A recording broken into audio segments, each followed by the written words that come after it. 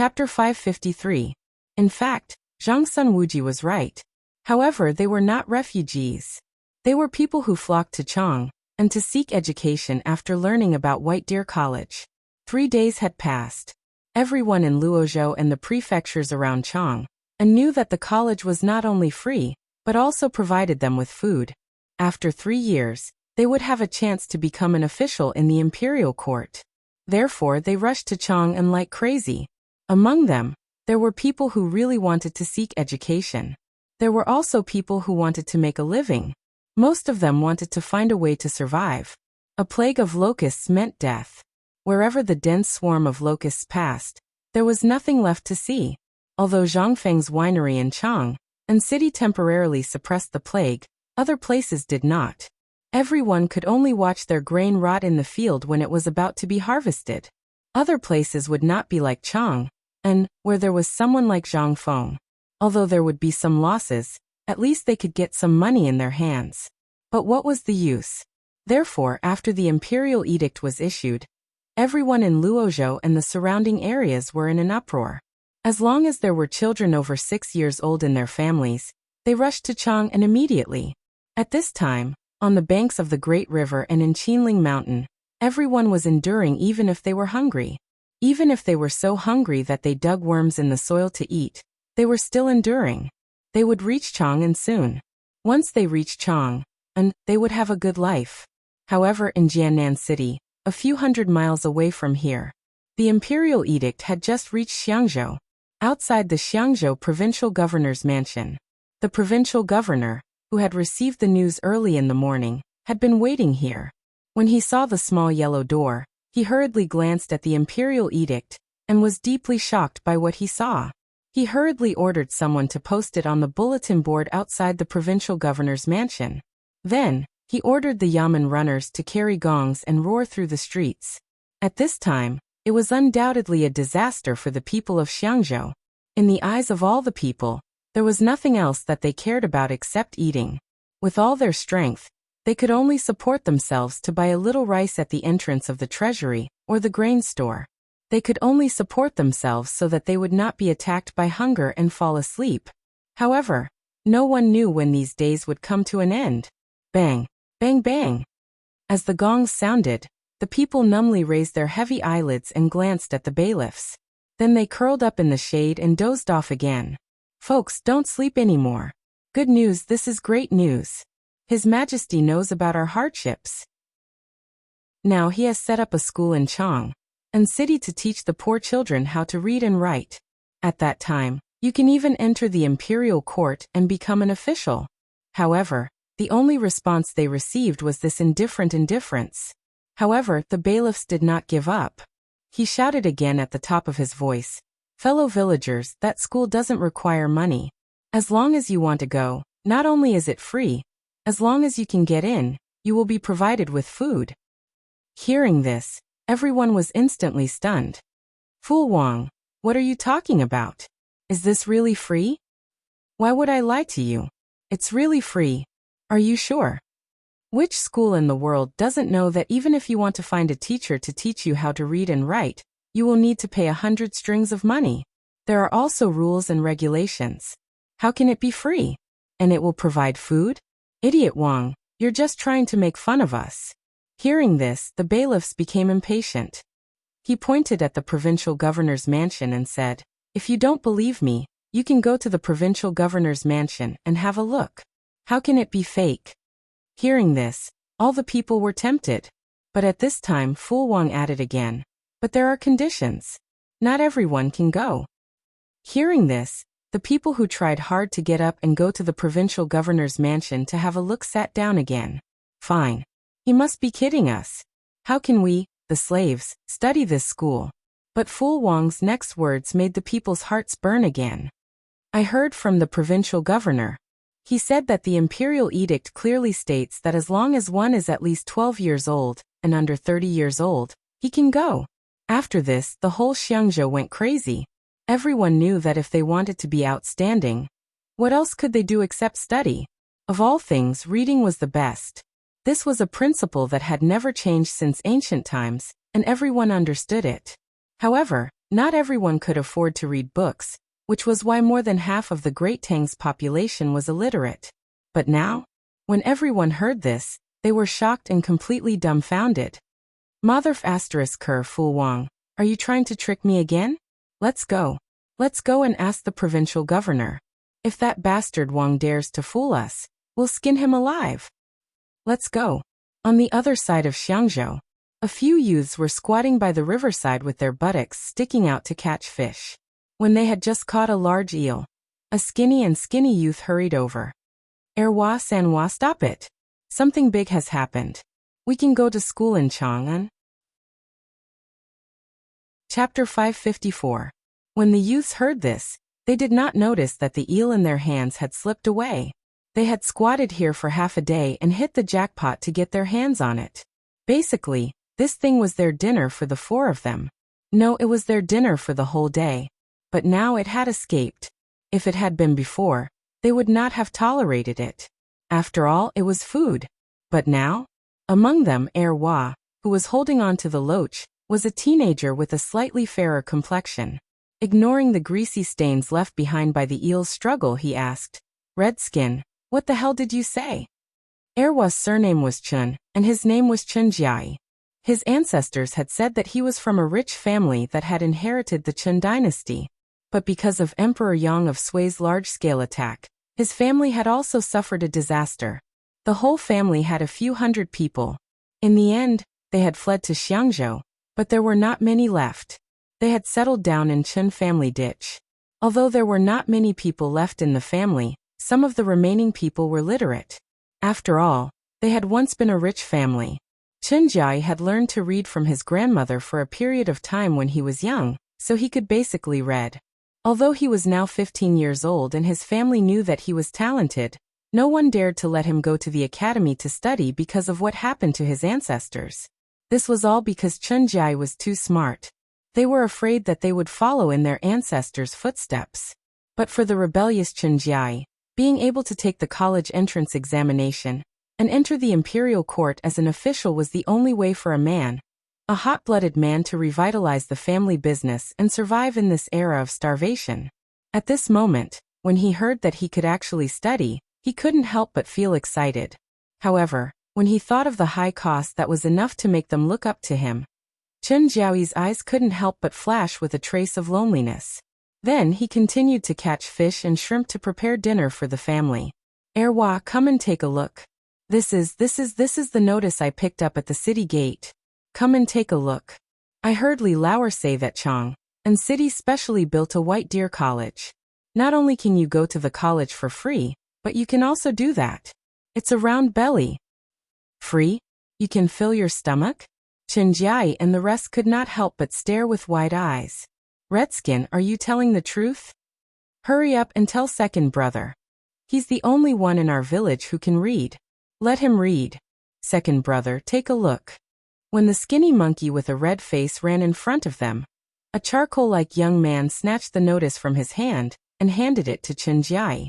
Chun Jiai looked at the notice in his hands, unwilling to give up on a single word. The few youths beside him also stretched their necks to look at the notice. Although they were illiterate, what was this thing? What was this? Li Lauer's things. If one were to take a look at it, it would be something that could be contaminated with dragon qi. When they returned to the village, it was enough to make them be looked up to in front of others. Moreover, the most important thing was that in the village, other than Erwa's family, no one else was literate. If this was true, then wouldn't it mean that they could also study at the academy? Why didn't they think of such a glorious thing? Uncontrollably, their eyes became even more heated. At this moment, Chun Jiai's heart was blooming. Redskin, let me ask you, is this thing real? How can it be fake? Now the whole of Xiangzhou city has spread this, and basically all the strong youths are preparing to go here. Not for any other reason, but because they can fill their stomachs here. And although I can't learn this book, it's not bad to learn to be a craftsman. In the future, I can work in the official kiln. Yes, we can't read and write, but at least we have some strength. Here we can at least learn some skills. When the time comes, if we are lucky enough to get into the Ministry of Works, we will be rich. But Chun Jiai did not think so. He could not help but look in the direction of Xiangzhou City and mumbled, I just don't know if we can get a salary if we learn well at the academy, after all. What are you thinking? You are lucky enough to get a salary if you don't want a salary? Rednose had a look of disdain when he heard this. In his opinion, the academy, which everyone could only look up to, was already a matter of luck if they did not receive a salary. How could he ask for a salary? Was this guy crazy? Meanwhile, in the Xiangzhou provincial governor's residence, a magnificent war was breaking out. A middle-aged man in a pierced official's uniform was kneeling under the sun. The servants and guards around him acted as if they did not see him, and continued doing what they were supposed to do. Even the private advisor was reporting the situation outside to the provincial governor, as if it was nothing out of the ordinary. In the room in front of the provincial governor, deafening roars and shouts could be heard from time to time. If you dare to let my precious son go to White Deer College, which is for slaves, do you believe that I will burn down your provincial governor's residence? It's been a day after day. If my son wants to play, I will almost bring down the sky. How many teachers have I invited? Do you think your son is literate? As she spoke, a fat woman who looked like a meatball pointed at a young man who was lying on the bed, hugging a lamb leg in one hand and a jar of wine in the other. He was as fat as the woman. The young man seemed to be replying, Mother, I want to go to Chang'an. I want to be a high-ranking official. When the woman heard this, her heart melted. Her eyes, which were already squinted, turned into two slits when she smiled. Okay. If my son wants to be an official, I will contact the Imperial College for you. Let's go to the Imperial College. As she spoke, the woman turned around and pointed at the provincial governor and shouted, Are you deaf? Why aren't you writing a letter of recommendation to recommend my son to the Imperial College? Only despair was left in the eyes of the provincial governor when he heard this. Okay. Chapter 555. Copies of the Imperial Edict were still being sent out of Chang'an. No. 5 days ago, all the small yellow men had brought the rubbing of the Imperial Edict to the provincial government offices. However, it had been 5 days, and the distant places still had not received the message. However, all the places that had received the Imperial Edict had caused an unprecedented sensation. First, it was that strange academy. What was it trying to do? It was completely different from the academies that everyone knew. Moreover, almost no one had been to this academy before. However, they knew that it was a place to learn things from the sages. The sages hated merchants and agricultural skills the most. In their eyes, this was an insult to the reputation of the academy. However, after seeing the Imperial Edict, they could only suppress the urge to crusade against Zhang Feng.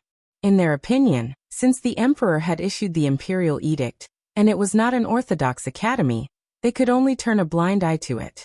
Otherwise, in the past few days, there would have been people going to crusade against Zhang Feng or submit letters of remonstrance to impeach him. Just like Chang'an City at this time. Although the people of Chang'an City were the first to know about this. At this time, the people were still waiting. They were not waiting for anything else.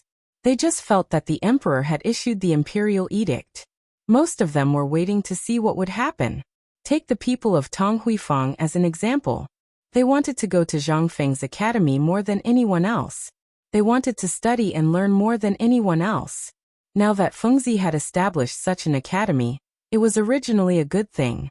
However, after that day, everyone felt embarrassed. They felt that if they did so, although Zhang Feng would not say anything, they would feel embarrassed. What was this? They were bullying the familiar. They could not bear this name. Most importantly, in Chang'an City, in addition to these ordinary people, there were also high-ranking officials and nobles. They could not afford to offend them. If they accidentally stepped on them in this academy, what would the effect be? They could not afford to pay for it even if they killed them. Therefore, this was what really made them hesitate. Although this was also the time for their son to escape his fate, compared to their current life, who would be willing to gamble with 3 years? Besides, everyone was starving at this time. They all needed to live by the noses of those rich people, who would want to provoke them when they had nothing to do. Old he, what's wrong with you? I don't see you working in the winery either. Why are you hiding here? At the riverside of Tong Huifang, although the riverside was no longer smelly, it was still a good place for the commoners to enjoy the cool air. At this moment, Old He was squatting alone under a willow tree by the riverside, drinking wine and thinking about something. At this moment, Zhu Zi's father was dragging a large cart full of empty bamboo tubes. When he saw Old He asked in surprise, "What are you doing?" When Old He saw who it was, a hint of a smile flashed across his turbid eyes. "Zai, it's all because of my son. He kept pestering me to go to Fengzi's academy. But do you think I can go? Fengzi has done us a favor, but we also know what kind of person our son is. He is not cut out for studying. If we send him there, what if he offends those high-ranking officials and nobles? What will happen then?" Zhu Zi's father could not help but be stunned when he heard this. "I really haven't thought about what you said, but now that you mention it, it is really..." Zhu Zi's father could not help but hit the sweat towel wrapped around his head when he heard this. Our Zhu Zi is not the same. Let's not talk about Guzi. Steamed Bun is also clamoring to go to Chang'an University. When Old He heard this, he could not help but think of his daughter. "I also heard that Zhang Feng's, Miss Jingshu is at Chang'an University. I am going to send my daughter to serve Jingshu. I don't want to be rich or noble. I just want to be able to fill my belly. I am worried about this matter. If I ask Fengzi, it is not a problem, but I can't bring myself to do it." Zhu Zi's father's eyes lit up when he heard this. "Now that you mention it, I also remember that my steamed bun is very popular with Fengzi. If she can serve Jingshu when the time comes, it would have been better if the two of them did not mention it." Now that they said it, their hearts were instantly warmed up. Although they could earn a living by working in Fengzi's winery, at this moment, they saw a bright future ahead of them.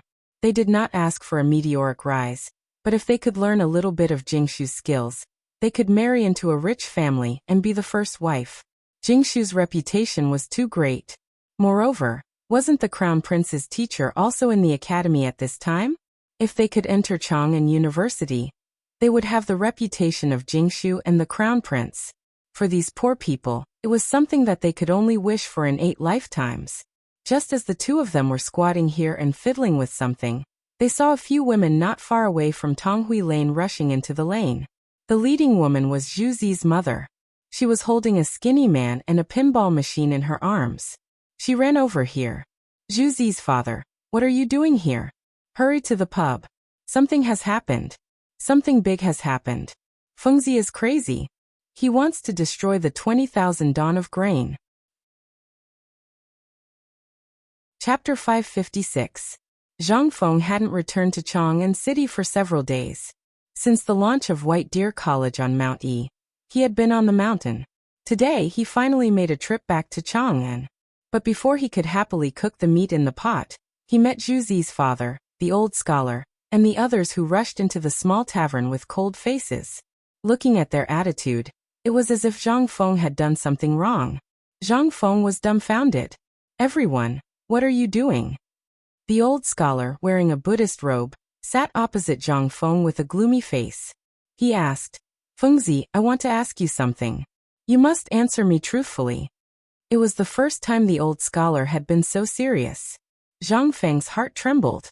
Did something terrible happen? He nodded hurriedly. Seeing this, the old scholar asked, "Old man wants to ask you, is it true that you've hoarded 20,000 dawn of grain in Chang'an City to help the disaster victims? Well, tell me the truth. Otherwise, when the sky falls, no one will save you." Zhang Feng was shocked when he heard this. Did this matter attract the attention of some people? Or could it be that the impact of this matter was too great? Zhang Feng couldn't figure it out. Finally, he looked at the worried and expectant eyes of the crowd and nodded. "Yes, I've hoarded 20,000 dawn of grain. I'm sure." Ridiculous. This is absolutely ridiculous. The old scholar was so angry that he slammed the table and interrupted Zhang Feng. He shouted, "Do you know that if you did this quietly, old man wouldn't have cared and would even give you a thumbs up? But look at what you've done. Now the whole Chang'an City knows about this matter. Do you know what you've done now? Now, do you know that what you've done has forced those high-ranking officials and dignitaries to take out grain to suppress the grain price? Not only that, All the officials have set up porridge outside their mansions. This is a good thing. Zhang Feng was a little confused. However, this was within his expectations. Once this matter was spread out by Chen Tiniu and the others, it would definitely attract the attention of some people. The best way was to make use of public opinion to get the government to step in and suppress the price of food. At the same time, they could give out porridge and help the victims. This was the best way. Moreover, the best way was to make Shao Mountain's White Deer College famous. And the worst-case scenario would be, there was no worst. After all, he was following orders. Even if Guanlong's people wanted to cause trouble, they would have to consider the weight of the imperial edict. However, the old scholar and the others clearly didn't think so. Fengzi, you're really stubborn. Do you know why you're doing this? It's like snatching food from the mouths of these officials. In this year of famine, grain is more valuable than gold. You know, although the price of grain has been suppressed, the shortage is a common phenomenon. No one wants to give away their grain for no reason, especially those rich officials and dignitaries.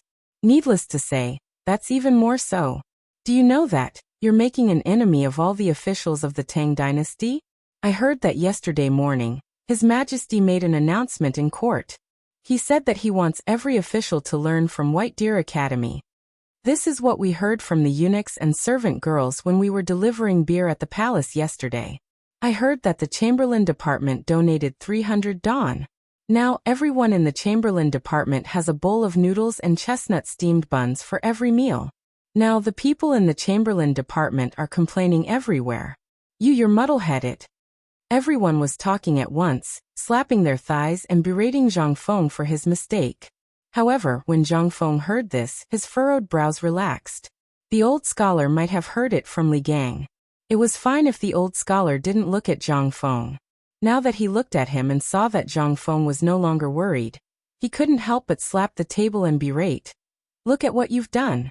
Now not only Chang'an City, but all the other prefectures are imitating you. Even the emperor has issued an edict. Think about it. How many people have you offended? When the time comes, don't talk about entering the court as an official. I think you'll have to sleep with one eye open. Otherwise, I don't know where this shit came from, but it'll be all over your face. Old scholar, you don't have to worry about this. I know what I'm doing. Zhang Feng cupped his hands in front of his chest and stood up. He said, Dear neighbors, in fact, I'm not giving away the food as you think. I'm giving it away for free. This time, I came down the mountain to tell you in advance that we're all neighbors. To put it bluntly, Fengzi has always been indebted to all of you. Now that there are benefits, I'll definitely think of you first. Therefore, I've decided to give away the food. Doesn't my White Deer College have 50,000 mu of land? I don't know how long it'll take to get those 200 or 300 people. You also know that Fengzi is impatient. Therefore, I want to use the method of work in place of labor to give out porridge and food. Work in place of labor? Everyone was dumbfounded. Fengzi, what do you mean by this? What do you mean by work in place of labor? What do you mean by giving out food? Chapter 557. Everyone was dumbfounded. Even Li Chengqian and Du Go, who had arrived a long time ago but were blocked by the crowd, were dumbfounded. They had always thought that Zhang Feng was a prodigal son. That was 20,000 dawn of grain. How could he take it out for no reason and give it to the crowd like this? They also knew that Zhang Feng wasn't that kind of rich person, but this kid was stubborn and refused to say it. This made them puzzled, but they also knew that Zhang Feng was doing this to solve this disaster, so they didn't ask. But now, they could not help but stretch their necks and listen. Zhang Feng looked at the old scholar and said, My Shao Mountain is 50,000 mu of barren land. Old scholar, do you know what this means? How much time and how many people will it take to flatten it? That's why I came up with this idea. As long as it's a commoner, even if it's a poor commoner, if they want to buy food, every household has to show a certificate issued by the government. Then every household can only buy 1 caddy of food a day. And the price is 5 copper coins. I'm not going overboard, right? The old scholar was dumbfounded. All the people in Tonghui Square who were blocking the entrance were in an uproar. What? 5 copper coins? Let's not talk about anything else. Just the grain in Chang'an's treasury costs 6 copper coins. Fengzi, are you sure you're not joking? Fengzi, you can't do this. I know you're a good person, but you can't be a good person. If you do this, won't you lose money? No, Lao Tzu can't eat this grain. Even if Lao Tzu starves to death, he won't go back to buy a grain from you. I won't buy it either. Lao Tzu has betrayed his conscience. Some of the women were even crying. Touch your consciences and think about it. Has Fengzi ever mistreated any of you? If you haven't finished eating, he will give you basins of meat. Not only is he opening a school, but he is also giving out porridge. Why is he doing this? If you have a bit of conscience, can you eat it? Brother Madman, I don't want your pinball machine anymore. My mother told me not to go to the academy. Zhuzi wiped off the snot on his nose and carefully placed the almost broken pinball machine on the table. Then he took out some money from his pocket and placed it on the table. This is what Brother Frenzy gave me before, and this is what I won from the pinball machine. I don't want it anymore. The old scholar's eyes were moist. Li Chengqian and Dugo's eyes were moist. Even the eyes of all the people in Huitong Square were moist. Zhang Feng took a deep breath and tightly gripped the money on the pillar. He said, "Would you believe me if I told you that not only did I not suffer a loss, but I also made a big profit?" Silence. No one said anything. After all, none of them were fools. They were able to see that. Not making a loss. Who would believe that? Zhang Feng asked the old scholar to sit down. He asked everyone to sit down, but they stubbornly refused. Zhang Feng said leisurely, "Actually, when the locusts appeared, I noticed that something was wrong, so I started to buy food at that time. At that time, because of the locust plague, a barbarian merchant had a large amount of food in his hands, and he was in a hurry to return to the western region, so he couldn't take it with him, so he sold it. You all know about this, right? At the entrance of our market, the one who often sells fur, he was in a hurry. You all know that I'm a soft-hearted person, so I bought the 20,000 don of food at a price 30% lower than the market price." Zhang Feng explained. He almost took out the contract he signed with the beard, as well as the note issued by the government. However, when he said that, everyone calmed down a little. However, Fengzi, now everyone knows that the price of food is skyrocketing. Don't talk about 5 copper coins, you can sell it for 6 or 7 copper coins, right? Why are you selling it for 5 copper coins? Zhang Feng spread his hands. Although the people in Chang'an city and some people outside the city have sold their food to me, and you all have some money left, you should know that my academy is in Shao Mountain, and I'm facing those people who are eager to see their food rotting in the field. How can they have money?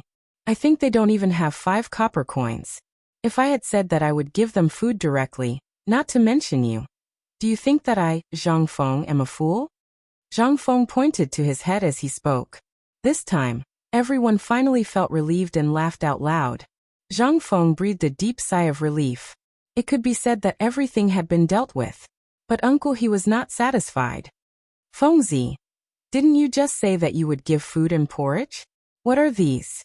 You can't stop producing 20,000 don of food. If this matter were to spread, not to mention your 20,000 don of grain, even 100,000 don of grain would be eaten by you within 3 days.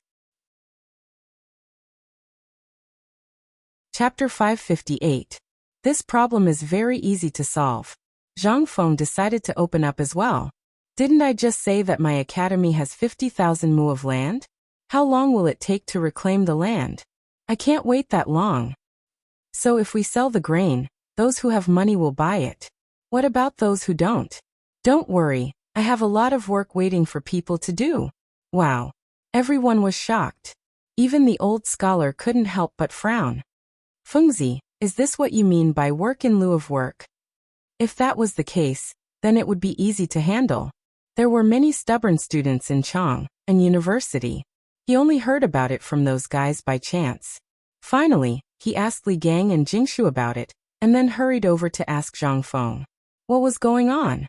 But he didn't expect that after all the fuss, it turned out to be this. At that moment, Li Chengqian and Dugo finally squeezed into the little tavern. Only then did they finally ask, Fengzi, Could it be that you want these people to work for you, and then you want to convert the food into food for them? Zhang Feng saw the two of them and asked, "Have you found a carpenter?" "Not yet. But first, tell me if it's the same as what I said." Li Chengqian's mind was full of ideas. Zhang Feng pointed at the wine cabinet. Li Chengqian was very tactful. He quickly ran over and fetched a few jugs of wine. Without greeting the people at the door, he poured a bowl of wine for the four of them. Only then did he look at Zhang Feng with a strange expression. "Li Chengqian is right. This thing is actually something that the academy will pass on to you in the future. Don't ask for it now. I'm not in the mood to tell you. Let's talk about this work in lieu of work." Now you can see that the people who will come will definitely be those poor people who can't even afford to eat. But our Shao Mountain only has so much food, and we definitely can't stop the production. So I thought of a way, and that is to use labor to replace labor. Everyone will work in Shao Mountain according to the market price. Every night, someone will come to settle your daily wages. After that, you can get food. However, you can only exchange for food once every 5 days. As for the rest of the time, most of the time, you work for me, and I'll take care of your meals. This is called using labor to replace labor. That's not right. Fengzi, if you put it this way, this isn't how we should settle the score, right? Du Go frowned and said, "You see, with the current market price, a person can only earn 2 coins in a day. Under normal circumstances, they can only earn 1 coin. But if you exchange for food every 5 days, then wouldn't that be?" Zhang Feng glared at him. "You're the best. Are you stupid? This person works for me and his meals are provided. What does he need food for? Isn't it for his family to eat? So I give them food every 5 days, 1 catty each time. This is calculated according to their accounts. This way, won't everyone be able to survive 5 days? But remember, 1 household in a straight line. For example, if you have 5 people in your account and all 5 of you come to work, then you'll only be given 1 catty of food. Don't ask why. Logically speaking, this catty of food shouldn't be given, but Fengzi's conscience can't bear it. So I'll also give you 1 catty of food. Of course, you can also choose to ask for money. If it's 5 days, each person will be given 5 coins. 5 people together, that's 25 coins. Zhang Feng was not stupid. He had already calculated all these things clearly. This was also to make the best use of the least amount of food. After all, he only had 20,000 dong. This thing would be used up easily. Then I understand. Li Chengqian slapped his thigh and pointed at Juzi. His sister said excitedly, "Now that you've said it, I understand. He's also a labor?" At this moment, even the old scholar couldn't help but frown. If steamed buns were considered labor, then wouldn't it be a huge loss? What could she do if she went? Serve tea and water? Zhang Feng looked at Li Chengqian, as if he was looking at an idiot. If this food was yours, steamed buns would want it. Even that bedridden old man would dare to take it. Tell me, what are they going to do? They're going to open up a wasteland. To build an academy. Zhang Feng said speechlessly. But when he saw that everyone's expression was a little strange, he couldn't help but add, "Well, that doesn't mean they can't go. They'll definitely go. It's just that they'll be given 2 bowls of porridge every day, 1 in the morning and 1 in the evening. They don't have to work." When everyone heard this, they finally understood the procedure of work in lieu of labor in their minds.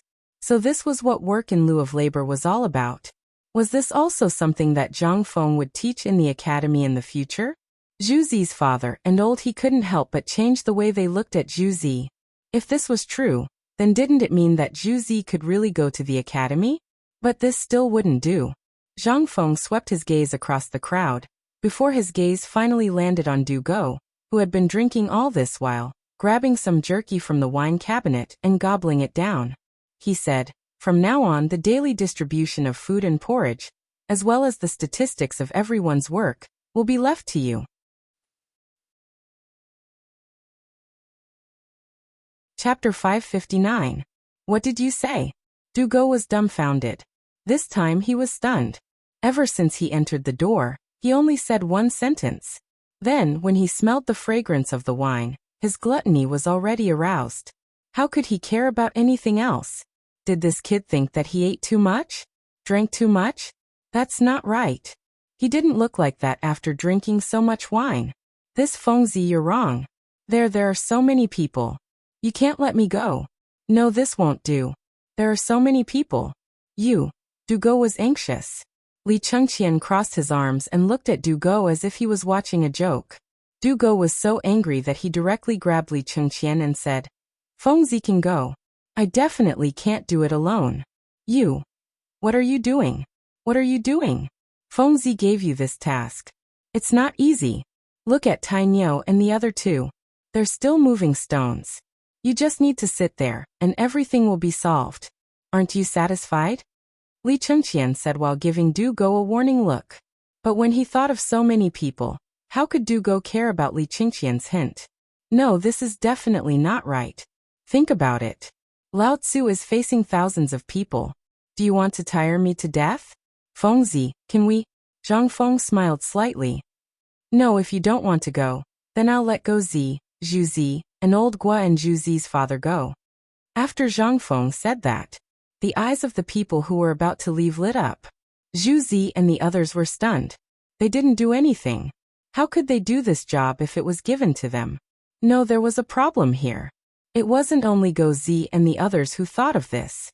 Even Dugo understood at this moment. Everyone present thought of this. Dugo couldn't help but ask carefully, Fengzi, do you plan to? No plan. If you don't want to go, then go home and stay. Okay. I just happened to. Hearing this, Dugo was instantly overjoyed. It had been a long time since he had returned home. This time, he planned to find someone to bring back all the rare books and paintings that he had collected up the mountain.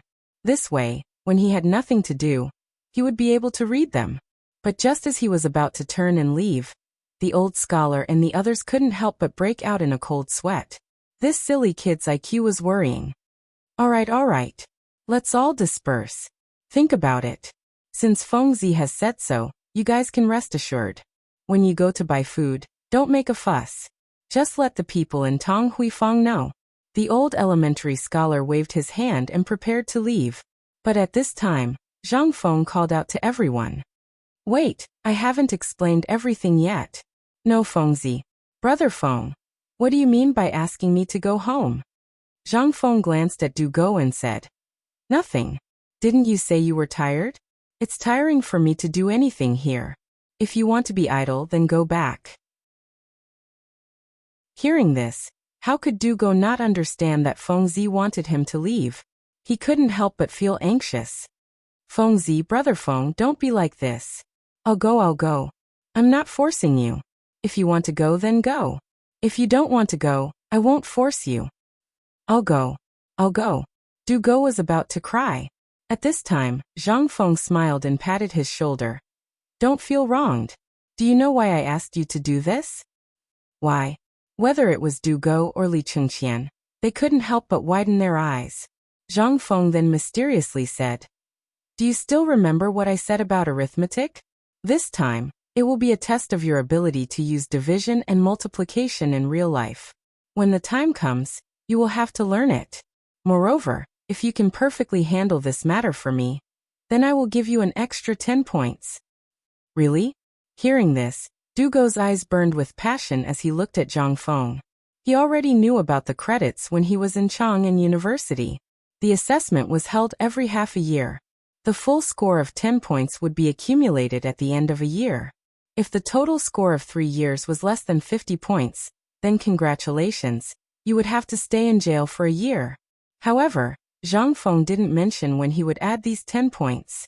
If it was accumulated until graduation, Li Chengqian couldn't help but feel regret. He wanted to slap himself in the face. F***ck, why didn't I think of that? How could I let him take advantage of such a good thing? However, you won't be able to handle it alone. How about this? I will give you a task. Zhang Feng pointed at Guzi, Zhu Zi's father, and old he. You have seen how close I am with these 4 people. This is an old neighborhood. Guzi and Zhu Zi are brothers like us. Before this disaster is over, teach old he and Zhu Zi's father what you learned about arithmetic and simple reading. I won't force you to learn as much as you can. How about it? Dugo heard this. He almost spat out a mouthful of blood. How about it? Mother f*** you ask me how I am? F***ck. Chapter 560. It was a tragedy for Dugo. Li Chengqian did not escape either. Zhang Feng saw that Li Chengqian was laughing so hard that his shoulders were trembling. He grinned and said, "You're very happy, aren't you?" Li Chengqian was enraged. No. I just feel that Feng Zi's decision is so brilliant. I'm just envious of you." "Is that so?" Li Chengqian could clearly feel that Zhang Feng was up to no good. He could not help but be enraged. "Well, I still have something to do. I'll leave first." After saying that, Li Chengqian wanted to slip away, but was caught by Dugo. "Why are you running?" F***ck. Li Chengqian was anxious. By then, everything would be over. Everything would be too late. Zhang Feng cupped his fists and said, "Everyone, there's nothing to do here for now. If there's anything, I'll get old he and the others to let you know. After all, we're all neighbors. If I have something good to do here, I won't forget you, right? If you want to go to Shao Mountain, just let old he and the others know and go to White Deer College tomorrow morning." "Okay, then we'll leave." Everyone knew that they had something important to talk about. It was something that they could not touch. Moreover, the two stubbornly stayed there. They felt scared and wanted to run. If Zhang Feng had not stopped old he and the others. However, old he, Zhu Zi's father, and even Zhu Zi and Go Zi felt as if their feet were floating the moment they left the tavern. Although they could do it in the winery, how could it be better than their current job? Who did not want to do something that only required them to move their mouths and learn some skills? Furthermore, he was working under the most terrifying demon king. Although it might be a little inappropriate to work for him, Feng Zi was indeed someone from Tong Huifang. He had thought of the problem from the start, and had directly put shackles on that guy. Now they were relieved. Most importantly, not only could they work, but they could also learn things. That was the most important thing. They were old. They did not want to learn anything, but they wanted their children to learn some skills. That was the most important thing. "Old he, congratulations. Tomorrow on Shao Mountain you have to take care of us." Zhu Zi's father. "Your Zhu Zi seems to be 15 years old this year, right? TSK. What a talent. Is there a marriage partner? My cousin's daughter is 12 this year." As the noises faded away, the old scholar sighed. "Feng Zi, I won't say anything more. You understand everything, but..." "Come, elementary scholar, wait a moment, I have something to tell you." Zhang Feng interrupted the old scholar. Looking at Li Chengqian and Dugo, who were locked in a struggle and staring at each other, he said, Enough. Isn't it just a small matter? Let me tell you, none of the 5 of you can run away from this. This is a test for you. If you can't even endure this bit of hardship, how can you bring honor to your family? How can I become a jinshi in 3 years? Li Chengqian, don't be so wishy-washy like a woman. If only you had half of your father's courage. Li Chengqian was mercilessly despised by Zhang Feng. In an instant, his head wilted. As if he was going to the execution ground, he said, "Feng Zi, just say it. Do you want me to carry feces or something else? I'll do it." The thing that the few of them couldn't stand the most was for someone to say that they were not as good as their Lao Tzu. If it were someone else, the scalpel would have been placed on that person's head. Seeing Li Chengqian's heroic expression, Zhang Feng was speechless. But he still said, "Well, I won't ask you to do anything outrageous, nor will I ask you to pick up feces. Since this matter has been spread out, there will be a lot of people in Chang, and coming to Shao Mountain tomorrow, maybe tonight.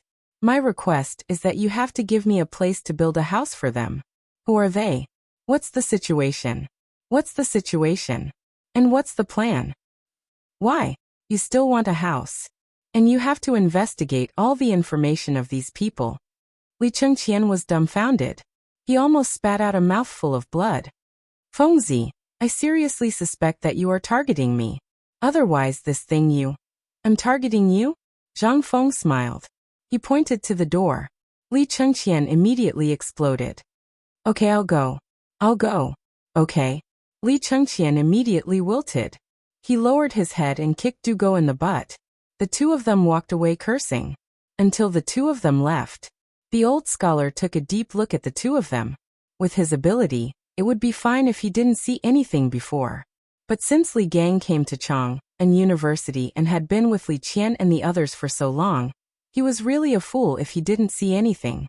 This was also the reason why he didn't go to Zhangfeng during this period, especially when he knew about the imperial edict. He didn't want to see Li Shimin. He knew that Zhangfeng didn't know Li Shimin's identity, so he deliberately avoided the opportunity to meet Li Shimin. He didn't believe that Li Shimin didn't know him, but it was also because of this. The old elementary scholar was getting more and more confused. Did Zhangfeng really not know Li Shimin's identity after everything he had done? Did he not think about it at all? Especially this time in the academy. It was like opening a window for the old scholar. He really couldn't understand how a dignified emperor, a dignified crown prince, could, and how could it be like this? Chapter 561. The grass used to smoke locusts was popularized in the Tang dynasty to suppress the plague of locusts. There was also the angry white salt. This thing seemed to have come from the tavern as well. It became the official salt. Finally, the cooperative. The old scholar couldn't understand what Zhangfeng was trying to do. Fengzi, sometimes I really don't understand you. You're a businessman. Logically speaking, the business knowledge you have is enough to make you rich. You might even be able to enter the imperial court. However, you set up Chang'an University and started idling around. Now you're setting up this White Deer College. To be honest, I really don't understand what you're thinking. Don't tell me you're going to idle around and be a shopkeeper again after setting up this White Deer College? However, this doesn't make sense. Look at you now. You have 20,000 dawn of grain. You. As the old elementary scholar spoke, he couldn't help but feel bitter and hateful. Zhangfeng smiled faintly. He stood up and closed the door of the tavern. Then, without caring about his image, he sat opposite the old scholar and said, "Old scholar, I know what you're thinking.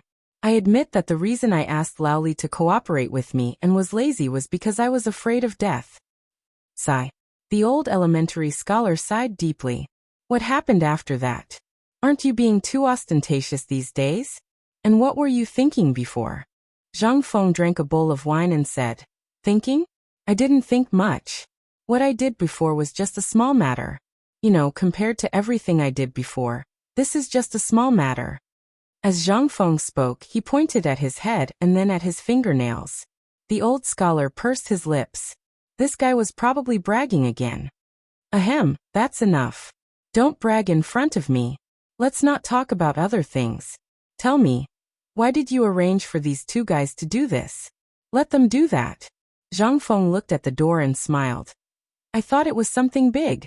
So that's what you're asking. This is actually very easy to understand. Just as Old Man Kong said before, in fact, everything comes from life, and life comes from everything. Although Old Man Kong was born in a prestigious family, if he was not born with a chronic defect in his looks, and if he was not often looked down upon, how could he have the will to embark on an official career? Without Tanzi, how could he open the academy?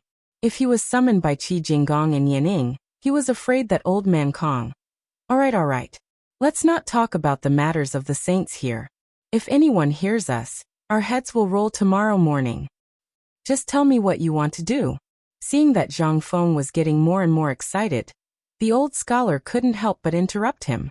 Zhangfeng originally had the idea of showing off, but now that the old scholar had mercilessly killed it, he couldn't help but feel a little depressed. Well, actually you also know that these two fellows' attainments in mathematics are basically at a higher level. What they can learn from books can only be considered to be very little. But what if we let them use it in their daily lives? As far as De Bing is concerned, although this fellow is very talkative, his attainments in mathematics are, to be honest, not even Lao Tzu can compare. I'm also afraid that if this fellow continues to pester me, I reckon that my foundation will be ruined by him. So I thought of this thing. The old scholar finally understood. The taste of fish is derived from fishing. Wasn't this what was mentioned in Old Man Long's book? However, when the old scholar thought about it, he really could think of some things. For example, If he were to count the number of people and calculate the amount of food each person had, all of these had to be recorded, and ordinary people might not be able to do it. Especially when at least tens of thousands of people would gather on Shao Mountain tomorrow. What kind of concept was that? Even if there were a few hundred people, it wouldn't be enough. If there was a shrewd person among them, like Zhong Hanxian, then it would be a different story. It would be like leading a sheep. The status of Du Go and the others was naturally a kind of deterrence. At this time, as long as they followed the calculations and found 3 to 5 people, then wouldn't everything be in order? However, this was a test of computing ability and super brainpower. But for a freak like Du Go, it was a test. The old scholar still felt that he was up to the task. After all, there was a reason why Du Go was the head of the 4 great demons in Chang'an City. It wasn't that he was violent. It was this son of AB*TCH who would follow behind you and reason with you, and talk about the ways of Confucius and Mencius. The old scholar once heard that this person forced a person to hang himself in Yanlai restaurant. How frightening was this? But it also showed that this person's attainments in the field of calligraphy. The old scholar couldn't help but nod. Then why did you let Li Gan do that? Isn't that because this first young master is good at this Tao? Although De Bing and Tainyo have their own strengths, I'm not a fool. Everyone can see the respect they have for Lao Li and Lao Li. Moreover, at home, Lao Li and his son are the bosses of their businesses. What if I send De Bing now? Or someone else? Do you think it's suitable? Moreover, this son of AB*TCH dabbles in all kinds of things. I don't know what he's good at. Sending him to do this is actually to make things difficult for him. Chapter 562. It turned out that he was testing Li Chengqian's limits. The old scholar felt a little dizzy. This guy was really, if he knew who they were, would he still be able to laugh? The old scholar was amused at the thought of it. How could the crown prince deal with a bunch of bumpkins? Who would believe that? But the old scholar did not intend to expose him. At this moment, Zhang Feng simply mentioned Cheng Chimo and the others. Chen Tiniu and the other 2 were born with extraordinary strength. Their slap could have killed someone. That's why I asked them to be in charge of carrying the bricks. In fact, I wanted to remind them not to forget their strength. The old scholar frowned when he heard that. I heard that you wanted them to join the army. Also, I want to ask you something. Tell me honestly. I heard that you wanted Chen Tiniu to be a heavy cavalryman? An idiot way. What kind of sharpshooter and assassin is he? You want that worm to be a light cavalryman? Learn from Zhao Zilong? Zhang Feng could not help but be surprised. Oh, you're not simple. How did you know about this? The old scholar rolled his eyes. How could he not know? When he was in Chang'an University, these guys almost went out on the street and talked about it. As long as he was not deaf, how could he not hear it? But Fengzi, you have to take it easy no matter what you do. Did their fathers agree to this? If you don't agree, what I mean is don't do this for the time being. Your academy is running well. Just let them study and learn from you. Why do you still want to do this? The old Xiaocai knew who their fathers were. He did not know before. But after seeing these guys in Li Shimin, he knew everything. That was why he was so worried. They were born as generals. This was especially true for the high dukes, who had countless eyes staring at them from behind. If there was even the slightest problem, then the entire clan would be in danger of being wiped out. Moreover, there was a law that stated that other than those currently holding positions in the imperial court, no other talented generals were allowed to appear in the family of generals. At this time, although the old scholar didn't know Zhang Feng's military ability, since Zhang Feng was so confident, it meant that he must have some ability in this area. Otherwise, would he dare to brag about this? He was not a boastful person. This was what the old scholar was most worried about. Especially without Li Shimin's approval, his actions were no different from a rebellion. However, Zhang Feng smiled mysteriously. This smile made the old elementary scholar understand many things. He was finally enlightened. Without Li Lauer's consent and tacit approval, would the crown prince be fooling around outside? Without Li Shimin's permission, would Zhang Sun Wuji, Wei Zheng, and the others dare to let their sons play like this? Wouldn't that make him a fool? Furthermore, Li Gang had already resigned. What did it mean for him to come here right after he resigned? Finally, all the mysteries in the old scholar's heart were solved. However, he was even more confused about what Zhang Feng was going to do in the future. He couldn't help but sigh, get up dizzily and prepare to leave. Old scholar, don't go yet. I have something to tell you. The smile on Zhang Feng's face vanished as he pressed the old elementary scholar down on the stool and said, I want you to organize a set of teaching materials that I have great use for. Come to White Deer Institute 3 months later. The old scholar couldn't help but laugh when he heard this. What's wrong with you today? Why do I feel that the fearless you can be so serious? I've been living in Chang'an University quite well.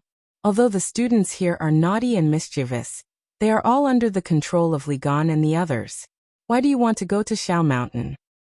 Zhang Feng shook his head. Chang'an University is just a small place. That academy was actually set up by Lao Li.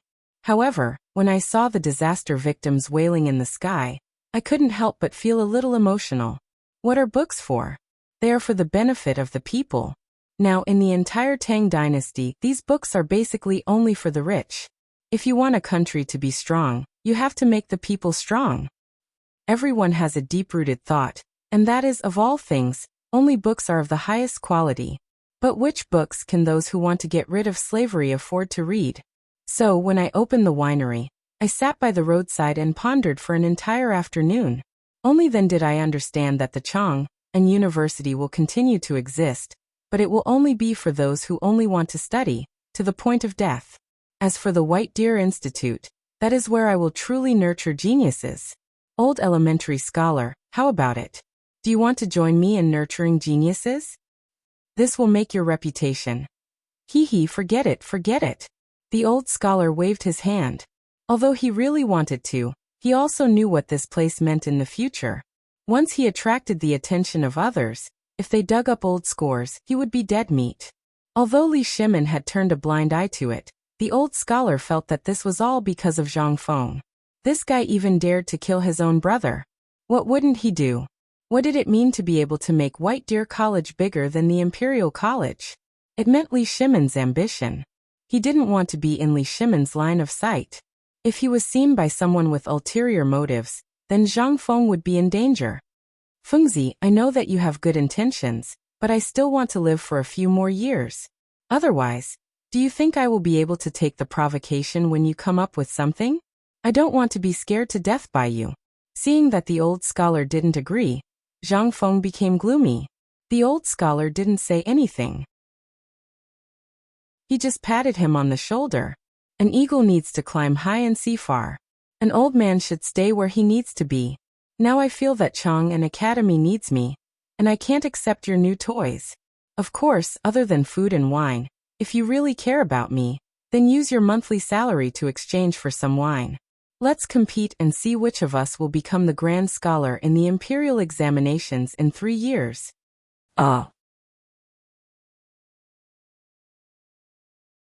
Chapter 563. The next morning, before dawn, Zhang Feng, Li Chengqian, and the other two hired 3 palanquins and rushed to Xiao Mountain. It was because Li Chengqian had received a message from the Jinwu Guard in the middle of the night, saying that the commoners who had been guarding the city gates had begun to move toward Xiao Mountain on a large scale.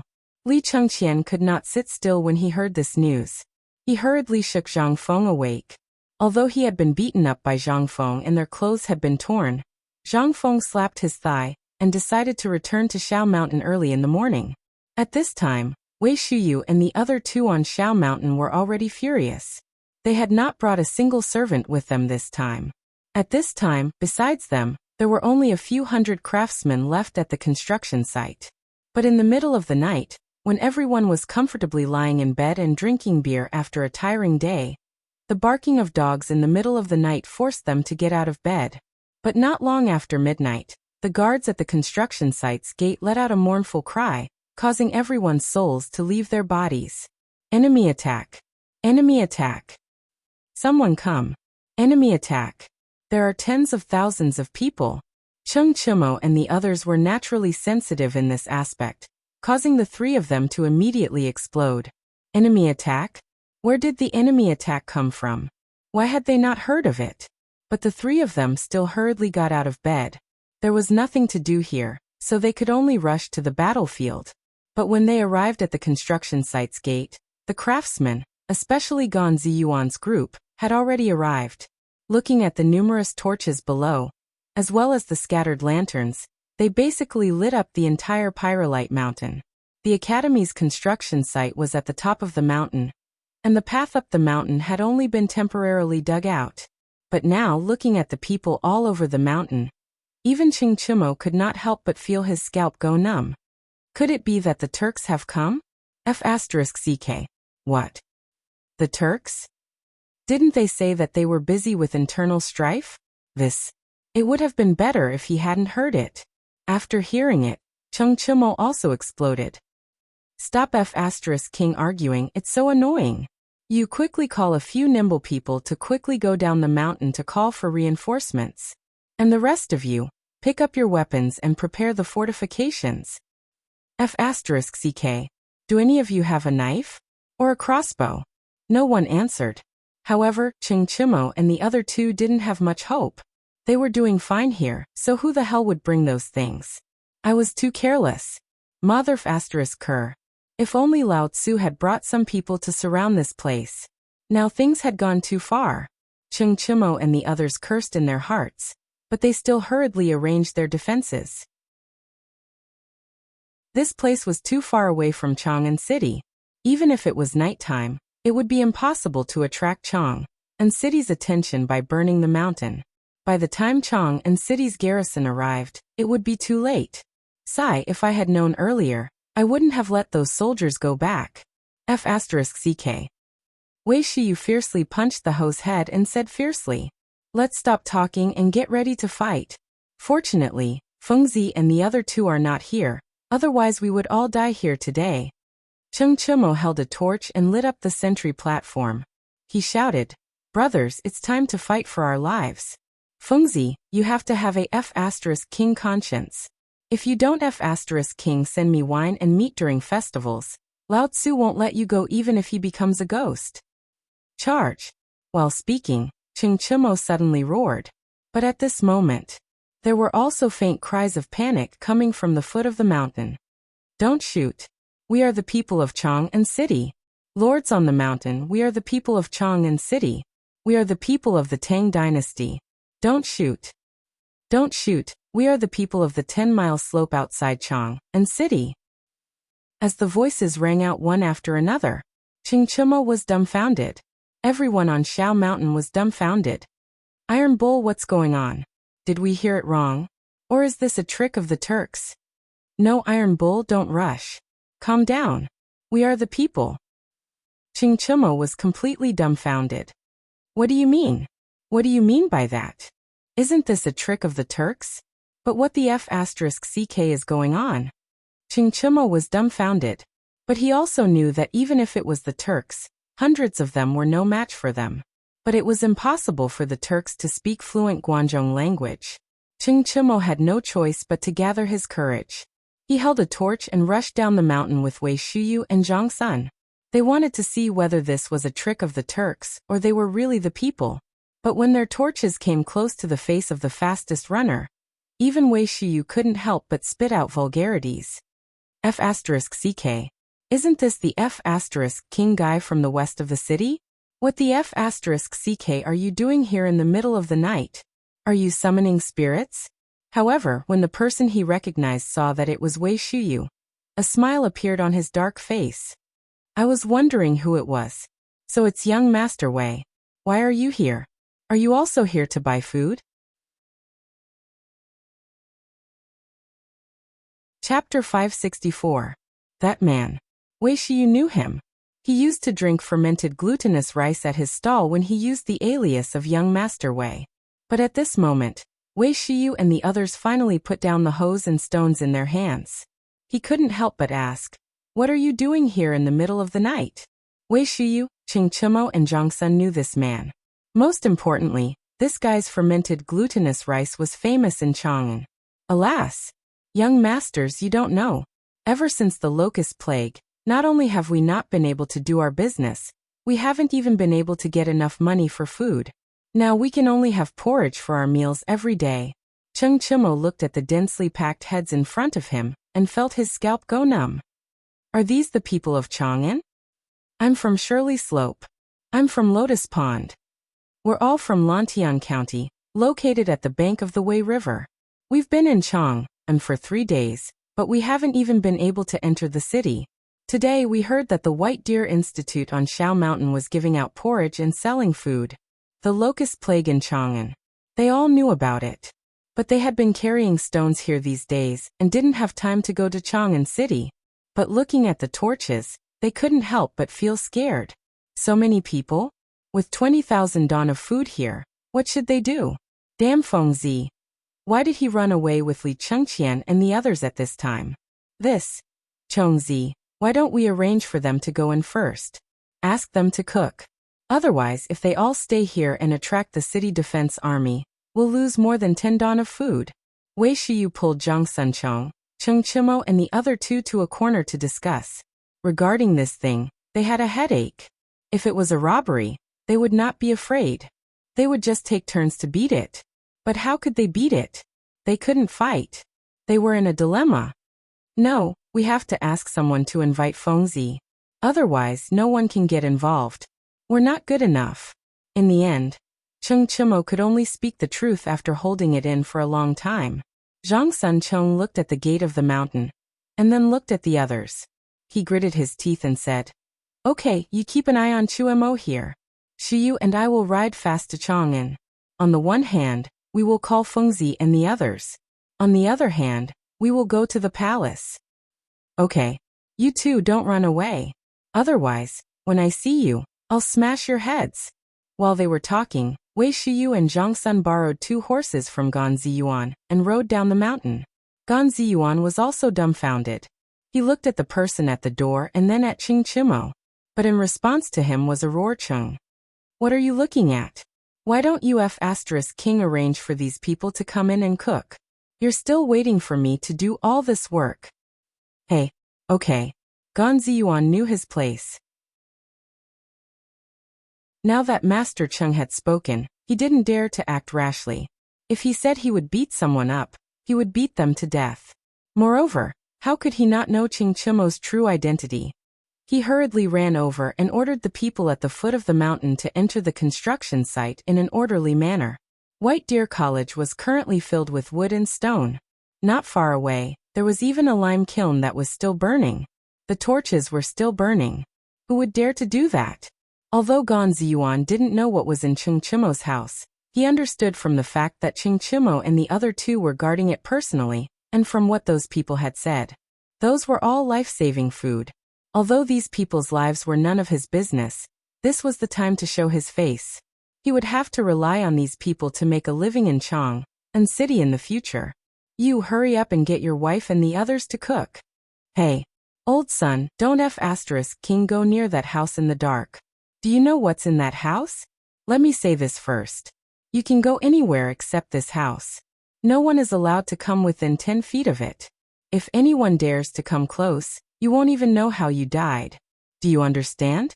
And the rest of you, don't just stand there. Lao Tzu knows that you used to work as chefs in Chang'an City. Get over here and cook. Cheng Chimo looked at the messy construction site and couldn't help but let out a long sigh. F***ck phone. What the F***ck are you doing? F***ck.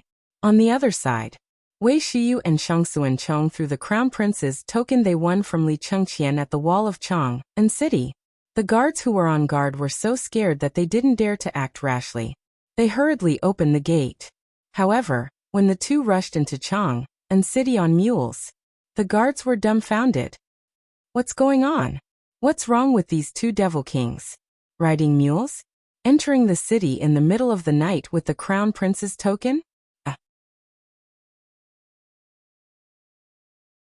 Chapter 565. When the sun had just risen, Zhang Feng and the other two's palanquins had just arrived at White Deer College on Shao Mountain. Last night, after Zhang Sun and Wei Shiyu informed Zhang Feng and the other two, as well as Li Shimin immediately mobilized 300 imperial guards from the palace to disguise themselves as guards. They brought the 3,000 stones of bone-strengthening powder that Zhang Feng had asked him to leave behind, and went up Shao Mountain in the middle of the night. When Zhang Feng and the other two arrived at White Deer College, the starving people had finally been appeased.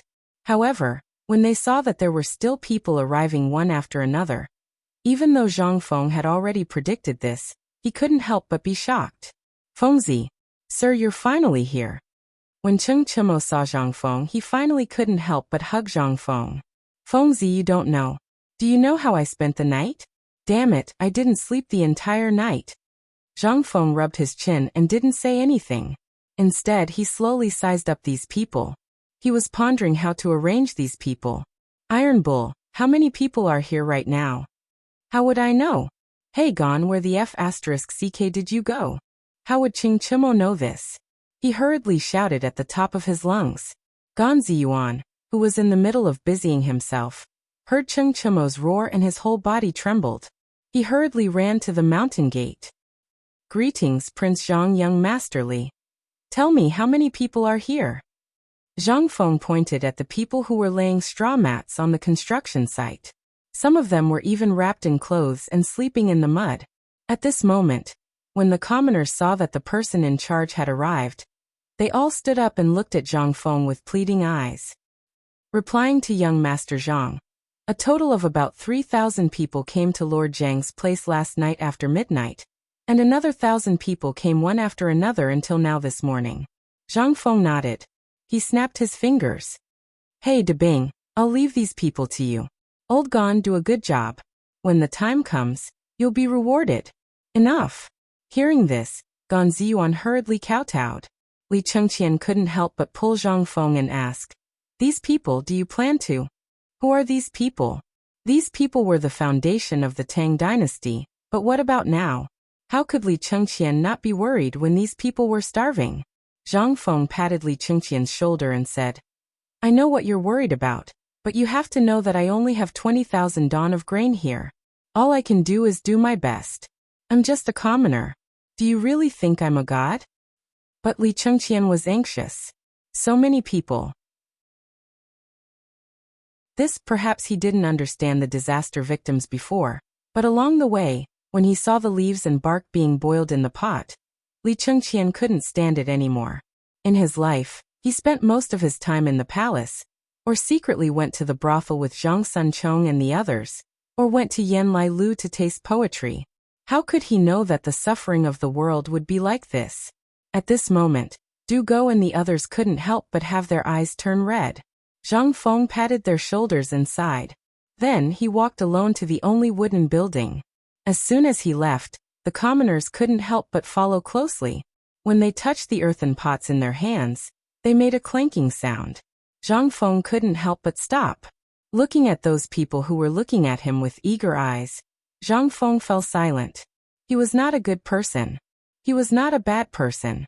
He just wanted to live a good life.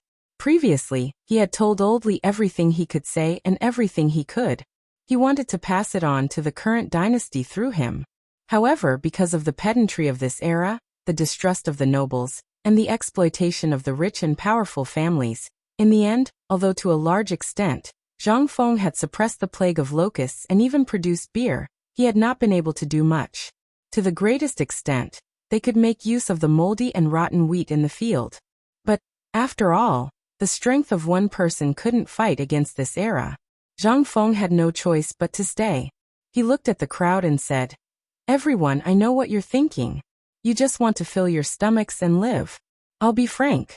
I only have 20,000 dan of grain here. I'm sure you all know this. Therefore, what I said before, I'll keep it. As long as you can bear the burden, even if you can walk or read, I'll find a way for you to live. However, this isn't a charity hall. You've seen Shao Mountain, right? If you want to live, do as I said before. I, Zhang Feng, mean what I say." After saying this, Zhang Feng resolutely walked into the wooden house. However, the moment he turned around, all the commoners uniformly knelt on the ground. This scene made Li Chengqian, Wei Shuyu, Zhang Sun Du Go Ching Chimo, and even Gon Ziyuan cry. "Thank you, sir, for saving our lives. May the heavens bless you, sir, to live a long life. Thank you, sir, for saving our lives." Chapter 566. If it was Zhang Feng's arrangement, Li Chengqian and the others might have resisted. They would have been reluctant. But now, when they saw this shocking scene, they really regarded Zhang Feng as a mentor from the bottom of their hearts. Li Chengqian took a deep breath and then shouted, "Everyone! From today onwards, Shao Mountain is your home. Everyone knows the rules, right? If you don't have money and want to work in lieu of labor, come to me and register." Du Go also sniffed. This was the first time he felt a surge of pride other than books. "If you want to buy food, come to me." Cheng Chimo slammed his fist on a copper gong and roared. "If you have the strength to be a bricklayer, or if you can carry something on your shoulders, or if you can be a carpenter, come to me. Even if you know how to make bamboo, or if you know how to make a kiln, you have to fucking come with me." Lao Tzu can't guarantee other things, but as long as Lao Tzu eats, you can King eat. I want literate people, regardless of age. As long as you can read, come to me. I want. Gan Ziyuan was dumbfounded.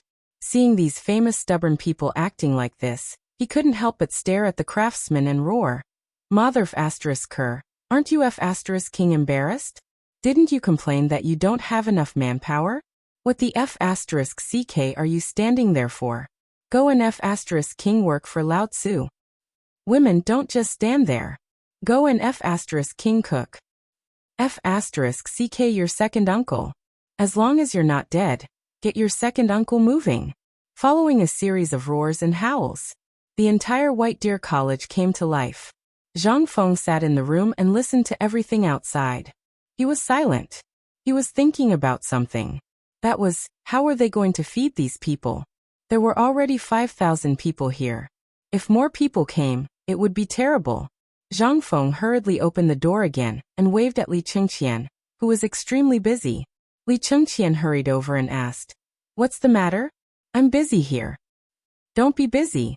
Didn't you bring 300 servants with you? Leave it to them. I have something to talk to you about. Go and call them over." Li Chengqian was stunned. Seeing Zhang Feng's serious face, he didn't say anything and hurried off. After a while, a few people hurriedly came again. Once they entered the door, Zhang Feng closed the door and called the guards that Li Chengqian brought over to guard the door. He said, "You saw it along the way. Things are not good now. It's only the first day, and there are already 5,000 people. What will happen after 10 days? So 20,000 dawn of grain isn't enough."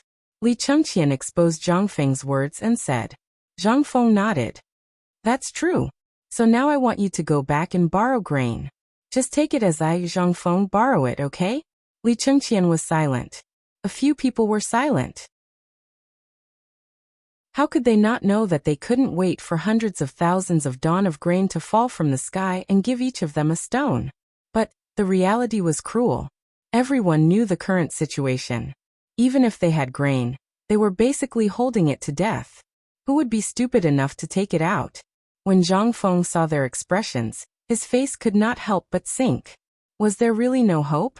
What should he do? These people at least wanted to live. But now, he was not a living Buddha and couldn't conjure grain. At this time, what should he do? Zhang Feng couldn't help but push open the window. It wasn't because he thought Cheng Chimo's feet were smelly, but because he wanted to see if there was any other way on the mountain. Outside the window, the trees that had been gnawed by locusts were now sprouting. And on the ground, there were traces of green. Where was the grain? Outside the window, in the north, in the depths of Shao Mountain, there was a dark place. That was the ranch where chickens, ducks, and pigs were stored. And next to the ranch was the brick kiln factory of Shao Mountain. There was no road here. Even if there was one, it wouldn't be able to transport the bricks up to Pyrolite Mountain in a short period of time. Therefore, under Zhang Feng's strong request, Li Chengqian and the others hurriedly found a kiln and built 8 brick kilns here. There was no lack of mud or wood on Shao Mountain, which made it a natural place for kilns. Most importantly, Zhang Feng was short of money. What made Zhang Feng overjoyed was that there was actually a limestone mine on this desolate mountain. This discovery made Zhang Feng go wild with joy for a very, very long time. This thing finally made Zhang Feng decide to do a big job here. He even put the place where the porridge was distributed here. But now it was all good. He played it big. Thinking of this, Zhang Feng's head started to hurt again. Sigh. Motherf asterisk cur. I was too careless. This grain, Motherf asterisk cur. What if there are more people? No, you guys think of a way for Lao Tzu. Li Chengqian and the others heard this, looked at each other, and finally sighed. We thought that you had everything planned out, so?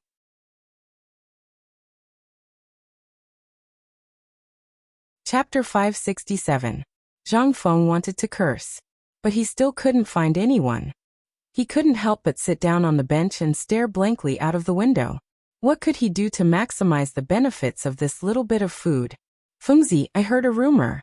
We only need to hold on for half a month. Half a month later, a batch of food will arrive in Chang'an, and from Hunan province. Aren't you talking nonsense? Lao Tzu is asking how to hold on for now. Half a month? Who can eat 20,000 don of food in this half a month? Even 5,000 people won't be enough to eat. Zhang Feng slapped his forehead. However, Li Chengqian's words really made Zhang Feng heave a deep sigh of relief. Half a month? Zhang Feng couldn't help but think of a way. Li Chengqian, quickly go to Chang'an City and find someone for me. No matter what method you use, you have to find him for me. Who? Sun Simiao. Fengzi. Why do you want me to find Dr. Sun Simiao for this matter? He won't be able to solve the problem even if he comes. Yes, if he's here, then everything will be easy, Zhang Feng said with certainty. There are only 20,000 don of food now. Even if each person eats 1 or 2 don of food a day, these 5,000 people will have to eat 500 don of food a day. This is only now. What if more people come? What if more people come to buy food? What about this? This is not the most important thing. The most important thing is, if 5,000 people come every day, what should we do? If the imperial edict is issued, and there are students coming, what should we do? Li Chengqian and the others were silent. However, they couldn't connect this matter with Sun Simiao even if they were beaten to death.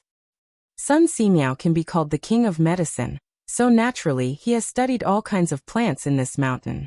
If we can ask him to help us dig out all the edible things in this mountain. Buzz. Li Chengqian and the others couldn't help but feel a roar in their minds. That's not right, Fengzi. This mountain has long been emptied. As long as it's edible. Li Chengqian was about to say something, but before he could finish, his entire body froze. If it was any other place, not to mention grass, even tree bark would have been ground into powder and eaten. But where was this place? This was Mount E, the usually stingy Mount E. If Zhang Feng hadn't wanted to come here, who would have known about this barren mountain? They could not help but think of a bold idea. Zhang Feng, this guy, thought of something incredible again. Okay, then I'll go down the mountain now and see if I can get some food. As Li Chengqian spoke, he hurriedly left.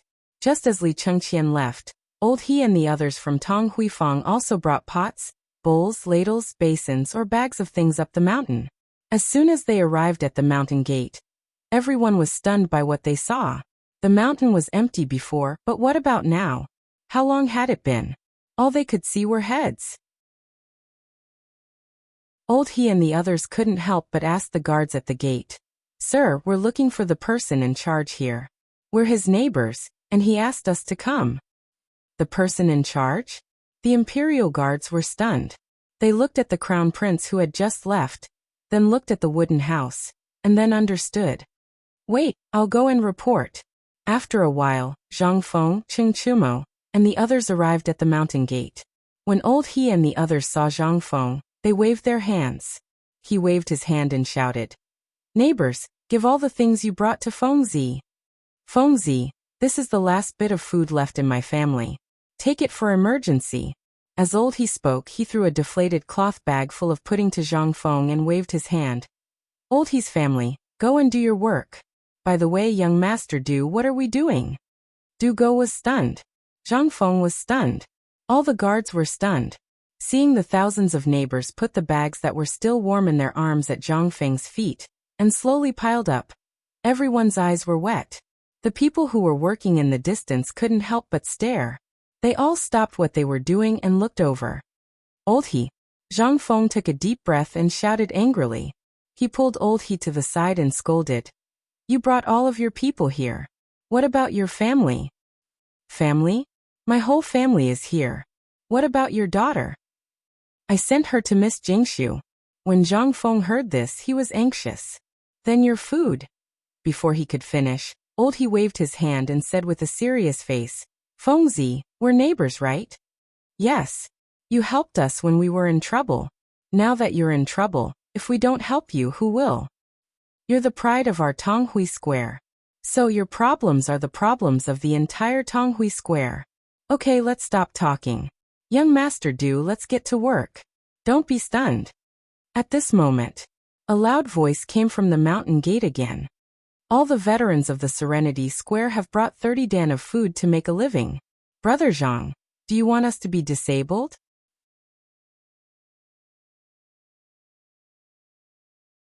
Chapter 568.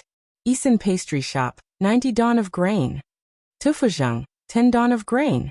Baotai Bank, 130 dan of grain. Cripple Wang from Tong Huifang, 15 dan of grain. Yanlai Restaurant, 300 dan of grain. Lord Niu from Chang, and local government, 27 dan of grain and 1,200 strings of coins. Voices sounded one after another. In front of Zhang Feng, bags of grain were piled up like a mountain. Wei Shuyu and the others were trembling all over. What did Zhang Feng do that made so many people respond to his call? What did Zhang Feng do? Wasn't this what they wanted? But what about them? Other than relying on their fists and their father's name, who would care about them? Although everyone was respectful in front of him, what was he? Was that his own charm? No. It was those people who were afraid of him. But now, Zhang Feng didn't say a word, and these people who rarely interacted with him, even if they had never met him, were willing to send grain. What was this? This was where Zhang Feng's charm lay. Unconsciously, a touch of passion flashed in their eyes. Was this what they were going to learn in the future? Was this also what the academy was going to learn in the future? But at this moment, Zhang Feng took a deep breath, clasped his fist and said to everyone one by one, Thank you. Thank you for your kindness. I will remember everything today and in the future. Hey, how can I wait for the future? If you don't mind, you can use my son. Even if he dies, it's because he doesn't have the ability. Not to mention my sons, if you like my old bones, I'll sell them to you in the future. But you have to provide me with food. Ha ha ha ha. Old Zheng, do you want your son to learn how to butcher pigs? F***CK off. Lao Tzu's son will enter the Ministry of Works in the future. You'd better learn to be obedient, or when we become rich with Fengzi, you'll still be playing with mud. Ha ha. Good. Everyone, thank you for thinking so highly of me. I won't forget your help today. My academy doesn't have any requirements. As long as you want to learn, even if you are a blockhead, as long as you want to climb up, I, Zhang Feng, can't guarantee anything, but I can at least let you learn some skills that can at least feed your family in these 3 years. Zhang Feng said so. Instantly, there was a roar of exclamation and ecstasy. There were even some commoners who pressed down on their children and kowtowed to Zhang Feng. But at this time, those refugees were also anxious. My lord, can our family's child come? Even if it's just to pour some night incense for you. That's right, my lord. Just tell me, even if you want my child to do odd jobs, it's fine. Sir, Zhang Feng was a little embarrassed. He looked at Du Go and the others and said, I know that you were born with a golden spoon in your mouth. Are you confused? I didn't do anything, so why would they come here at this time? Why didn't they come here when they knew about the existence of the imperial edict? Why? Du Go and the others shook their heads. At this time, not only them, but everyone present was silent. Zhang Feng continued. This is not because I, Zhang Feng, have any ability. It is because I am on their side. What do they need? What they need is to learn how to read, to get rid of their slave status, to make a name for themselves. But you, from the moment you were born, you never thought about these things. Of course, you also have your own goals. That is to get rid of the identity of a merchant and enter the official career. And they are the same type of people as you and me. Everyone wants to take a step forward. That's why they were willing to take out the last bit of food they had when they saw these people who had no food to eat. This is not because they are noble, but because they want to help these people. They have always had a thought in their hearts. That is no work, no reward. That is why they didn't come before. They were waiting for an opportunity. Otherwise, they would feel sorry in their hearts. They would feel that this matter will always be a sore point in their hearts. Confucius once said that to teach a person a profession, there must be a reward. I did not ask for money. This is not because I am noble, but because they are poor. So they used this method to gift to me. Otherwise, even if they are successful in their studies, they will still be pointed at behind their backs. Zhang Feng sighed and said, "Of course my academy is not for everyone. If you want to come here, then you must participate in the construction of the academy. This is also a test. Money, I will set the rules here today. As long as it is the academy opened by me, Zhang Feng, anyone who wants to come here will not ask for money. But you must build your own residence here with your own hands and without anyone's help. This is the basics. If you can't even build your own residence, then may I ask, what is the use of learning this thing?"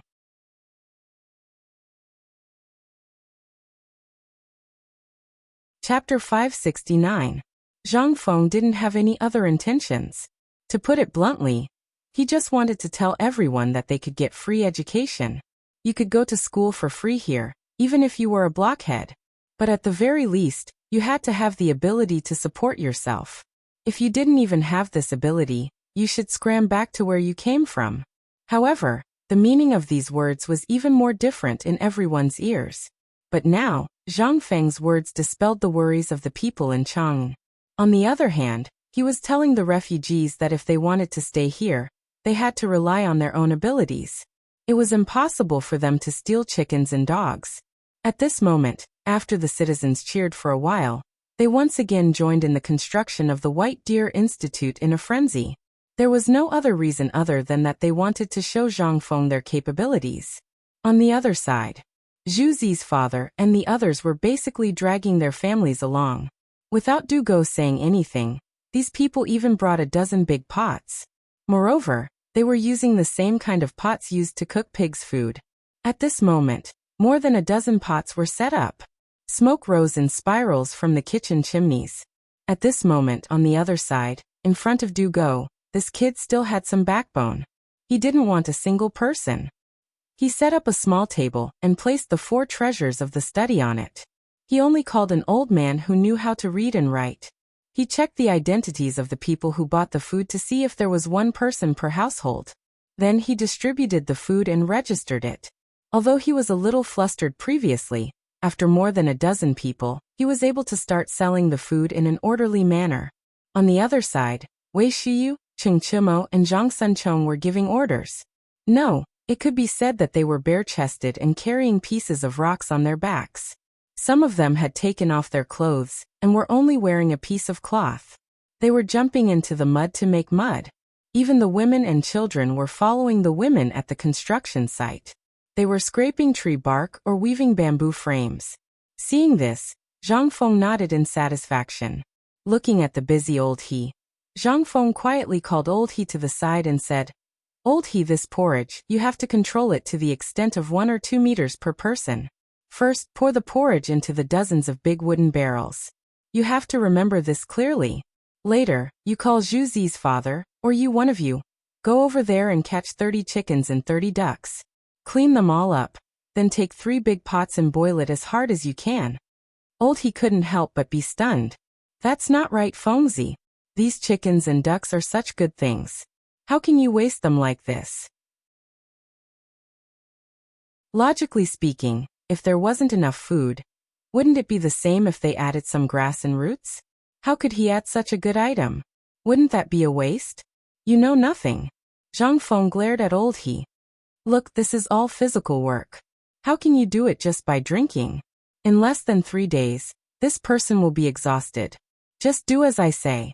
After saying that, Zhang Feng ignored old he, who was exasperated with his failure to live up to his expectations, and turned to Zhu Zi's father and said, "I have a bag of things in my house. Don't ask what it is. You only have 1 pot. When the porridge is ready, add 2 pounds of it to each pot. You ask and you do it." Zhu Zi's father was still in a daze. When he reacted, Zhang Feng had already run away. Zhang Feng didn't do anything else. He was just tinkering with his new thing. He was tinkering with a porridge that could resist hunger. Bone-strengthening powder plus chicken, duck and pig porridge.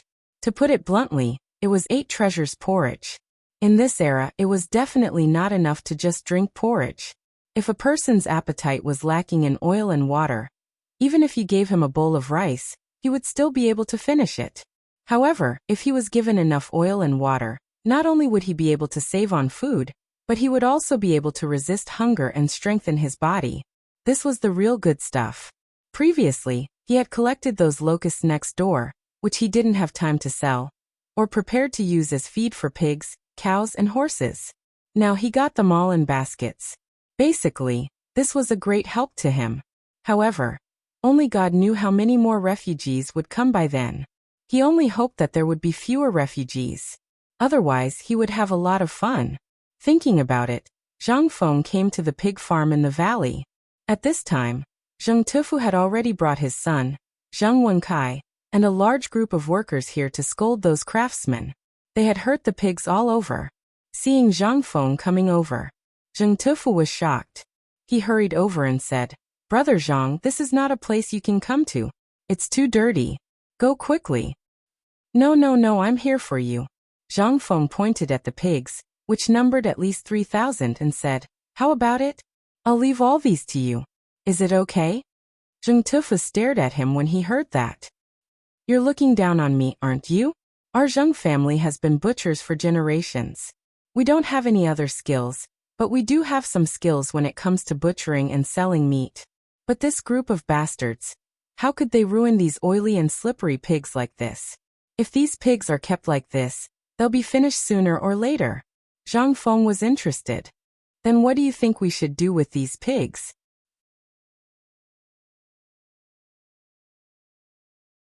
Chapter 570. Hearing that, Zheng Tufu could not help but feel excited. Pointing at a rock, the two of them squatted on the rock and looked at the pigs in the open-air pig pen. "Look at these pigs. They eat the grasshoppers so well that they look glossy and smooth. If you eat them at this time, the stench in the meat will lessen a lot. The most important thing is that these pigs are too fat. If they are kept like this, they will lose fat every day. My heart aches just looking at them." Zhang Feng could not help but shake his head when he heard that. "I asked you to come here because of this. Do you know of a type of pig that can stretch up to 200 caddies?" "What? 200 caddies of fat pig?" Zheng Tufu exploded. His exclamation attracted everyone's attention. Seeing that, Zheng Tufu hurriedly grabbed Zhang Feng's arm and asked in a low voice, "Well, little brother, tell me, how can a pig grow up to 200 caddies? My family has been dealing with pigs for several generations. I really didn't know that a pig could grow up to 200 caddies. Are you sure this is true?" In this era, pigs that could grow up to 150 caddies had to have been reared for at least 3 to 5 years. However, the stench of the pig could be smelled even from a few streets away. This type of pig was basically kept for breeding, or an old sow. Otherwise, a normal pig wouldn't be able to reach 150 caddies. The pig that Butcher Zheng gave to Zhang Feng last time was a pig that Butcher Zheng had been raising for 4.5 years. Although the pork was selling well, especially in the past few months, it was a different story for this kind of pig. Although it was embarrassing, it was very nutritious. Therefore, it was really rare to give something like this to someone. However, to be able to rear a 200 caddies pig? And a big fat pig at that? How was that possible? Zhang Feng smiled faintly. "You don't need to know how it grew up to 200 caddies. You'll know when the time comes. Let me ask you, if I give this pig to you, will you take it? When the time comes, I'll make this pig farm suffer a huge loss. Not to mention Chang'an and city, even Tubo and Turkic people will come to buy our pigs. Are you willing to be the king of pigs?" Yes. How could Zheng Tufu not do it? He had been dealing with pigs all his life. Now that he was here, not only could he find a successful husband for his son, but he could also put down his butcher knife and do other things. How could he not do it? However, Zheng Tufu still asked with uncertainty, "Little brother Zhang, this pig is easy to deal with, but this is just a low-grade thing after all. Are you sure this thing will sell well when the time comes?" "Of course. But who told you that this pig is an animal? Just wait and see. When the time comes, I can guarantee that these pigs will grow to 200 pounds in less than half a year. Moreover, these pigs won't have any foul smell on them. This is something better than beef and mutton. Hearing this, Zheng Tufu's eyes turned red. A mouthful of phlegm was stuck in his throat, making gurgling sounds. Both of his hands gripped Zhang Feng tightly, causing Zhang Feng to grimace in pain. I say, isn't this just a pig? Do you have to be like this? If they had the fodder and the food I prepared, let alone half a year, they would be able to grow to 200 pounds in 3 months. I say you. Zhang Feng was not lying. There was actually a problem with this pig's breed. However, the most important thing was that the people of this era did not have the habit of feeding pigs. Basically, every pig was either a breeding pig or a sow. It would be strange if they tasted good. If he were to lose weight, he would no longer care about anything else. He would only know how to eat and sleep. It would be strange if he didn't gain weight. However, to the people of this era, all of this was too inconceivable. Zhang Feng patted Zheng Tufu, who was still rooted to the ground. Old Zheng, there's a lot to learn. If you do it, I'll pass on all my pig-rearing skills to you. What do you think? You want to pass on all your pig-rearing skills to me? You know how to rear pigs? Zheng Tufu went crazy. However, this was not important. What was important was that Zhang Feng was going to pass on his skills. Zheng Tufu could not help but kneel in front of Zhang Feng agitatedly and kowtow 3 times. No matter how hard Zhang Feng tried to pull him up, he could not. Zhang Feng did not care. Was this not a perfect pig-rearing system? Was this necessary? After settling Zheng Tufu down with much difficulty, Zhang Feng said, "Since you've agreed, then in a few days, I'll give you a secret. You must not tell anyone. I promise. Even if the heavenly King Lao Tzu asks, I, old Zheng, will not tell anyone." Zheng Tufu swore for a while. Zhang Feng was speechless again. All right, it's all up to you. However, you have to go back to your old profession. Kill a pig, kill one every day. Remove the foul smell, chop it up and throw it into the pot to stew. When the foul smell is gone, pour it into the bowl of porridge. Remember, you must dare to do it before these people start eating. As he spoke, Zhang Feng took out a small cloth bag from his chest and handed it to Zheng Tufu. You know what's inside. When the time comes, go to the pharmacy and get me some more. Every time you get pork, give me this bag. Also, don't be stingy with the salt. Put in what you need. Zhang Feng instructed Zheng Tufu on some matters. Zheng Tufu opened the cloth bag subconsciously. The cloth bag contained nothing but star anise, cinnamon, bay leaves and so on. Zheng Tufu could not help but be stunned. Were these not the usual medicinal herbs from the pharmacy? Could this be pork?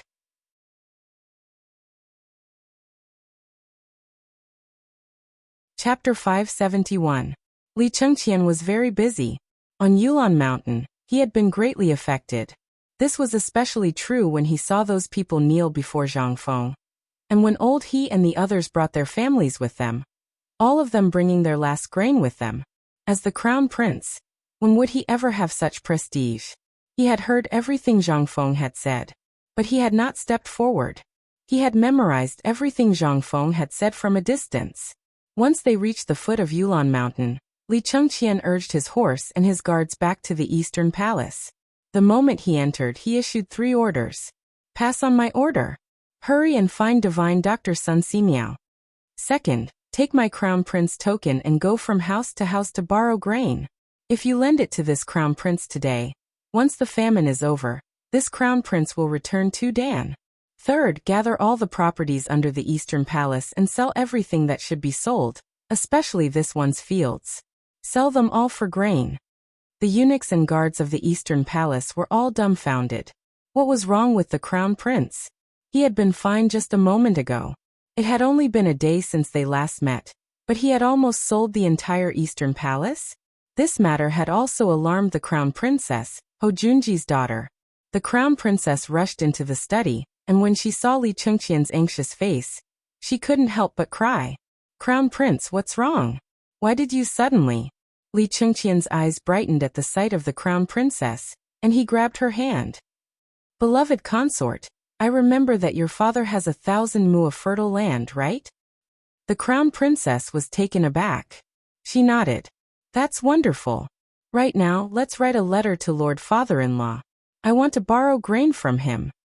How much grain does your highness crown prince want to borrow from old man? At this moment, Ho Junji slowly walked out of the rear hall, his hands behind his back. Li Chengqian hastily got up and bowed as a junior would. In truth, there was no need for this sort of greeting between him and Ho Junji. Although they were father and son-in-law, they were still sovereign and subject. But Li Chengqian was truly anxious at this moment. Father-in-law, your arrival is truly wonderful. Do you have any more grain? Ho Junji's eyes flashed. If you had asked yesterday, that old man would have given you 300 to 500 stones without a second thought. But sigh. Li Chengqian was shocked and hurriedly asked, what's wrong? Ho Junji patted Li Chengqian on the shoulder and gestured for the crown princess to leave. Then he said, a few days ago, His Majesty summoned all of us back to the capital precisely because of the food shortage. During the morning court session today, the old man did not see you. Just what were you busy with? Why did I hear that you were tinkering with White Deer College on some abandoned mountain outside Chang'an city? Isn't this a wedding disturbance? As the crown prince, how can you mess around with those commoners? Also, why don't you consider your identity and the impact this matter would have on the court? When the old man was in Luozhou, he often heard that you don't attend court and often go to Chang'an. Now the officials have a lot of opinions about you. Ho Junji was rather dissatisfied with the crown prince's recent actions. He didn't know what the crown prince was doing, and he even suspected that the crown prince was intentionally concealing this information. And no one else besides the emperor could do this. He didn't know what the emperor was doing, but all the strange phenomena in Chang'an city seemed to revolve around one person. That person was Zhang Feng. From the establishment of that strange university in Chang'an to this White Deer College, the emperor had actually personally issued a decree. What did this mean? Moreover, he dared to conclude that this Zhang Feng had an extremely close relationship with the crown prince. After receiving all this information, Ho Junji was certain that all the countermeasures had to do with Zhang Feng. The fine salt, the way to deal with Tubo and the other countries, the control of the locust plague, and so on. Which one of these wasn't a magnificent feat that could stun the world? But he knew that none of these things could have been done by Li Shimin, nor could they have been done by people like Fang Xianling or Du Ruhui. And they certainly couldn't have been done by the crown prince. Everything was clear. All of this had been done by Zhang Feng. This was also very strange. What was Zhang Feng up to? Why was he doing this? Moreover, Ho Junji could vaguely sense a change in the crown prince's behavior. The crown prince had always been extremely respectful to him, and they had maintained a constant correspondence. But in the past half a year, the letters had stopped. Ho Junji couldn't help but wonder why. But based on the crown prince's actions today, there seemed to be a major problem. Fortunately, Li Shimin's other sons had not participated in this matter. Otherwise, he would have had to go to Shao Mountain and see for himself just what sort of divine figure this Zhang Feng was. He, Ho Junji, had decided on the future emperor, and no one could lightly shake his position. Ho Junji's eyes flashed as he stroked his beard. Crown Prince, there's no need to be impatient. As the heir apparent, you should show the demeanor you should have. What do you need grain for? Is it for Shao Mountain? Li Chengqian nodded. It truly is for Shao Mountain. At least 6,000 disaster victims have gathered at Shao Mountain, and one of my brothers has stored up 20,000 dan of grain to help the disaster victims. But 20,000 dan still isn't enough. Thus, this prince wants to see if he can go down the mountain and gather some more grain. Ho Junji asked a few more questions, and then he narrowed his eyes and walked around the crown prince's study for around an hour. Finally, he said, I can give you 10,000 dan of grain, but you have to tell His Majesty about this matter in court, or else I won't give you a single coin.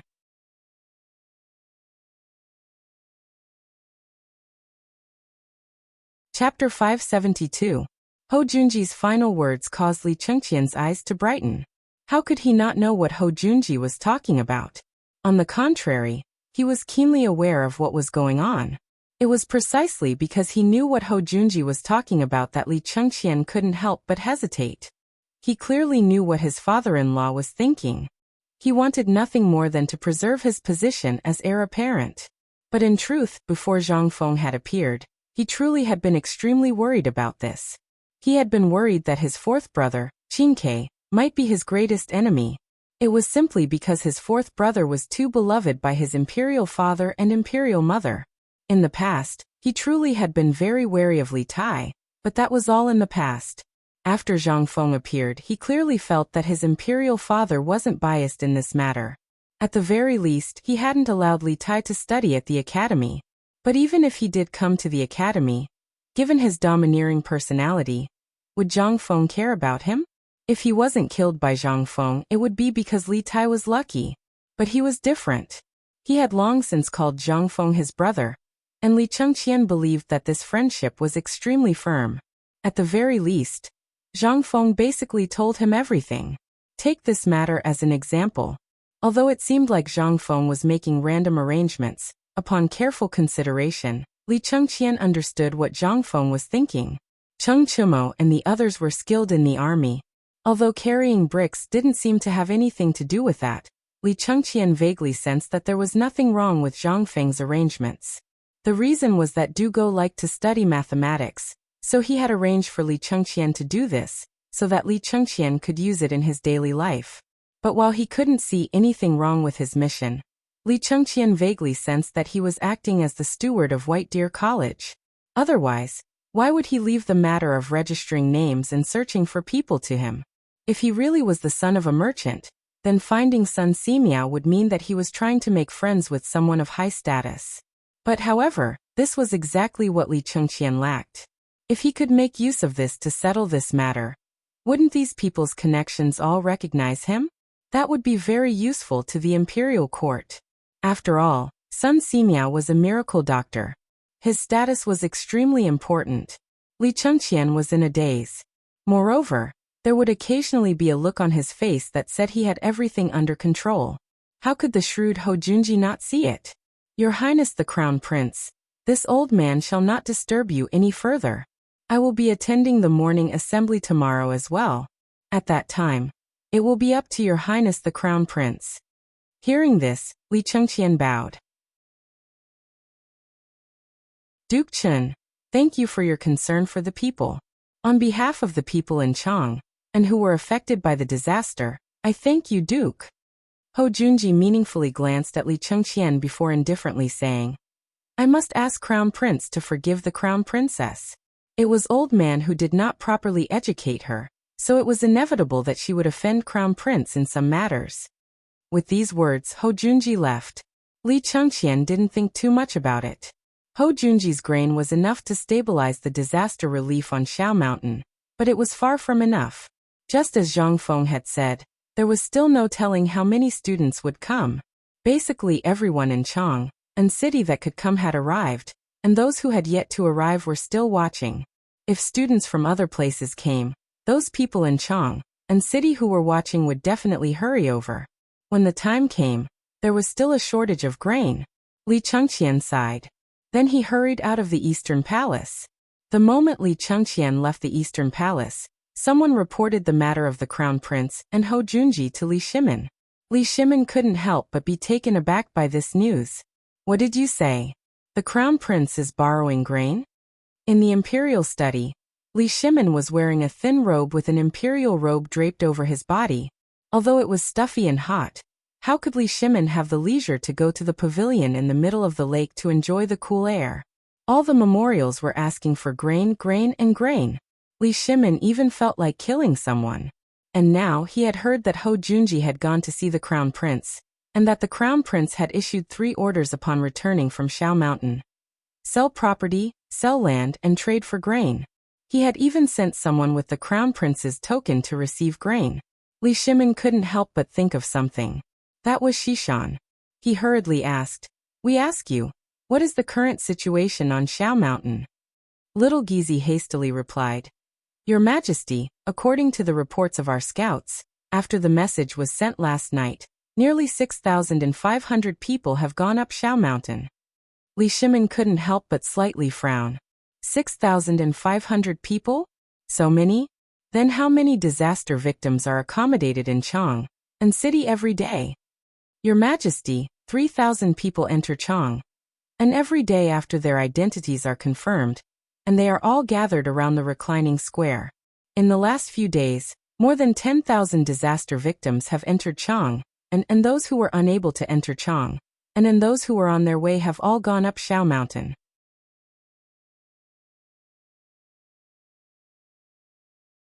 Chapter 573.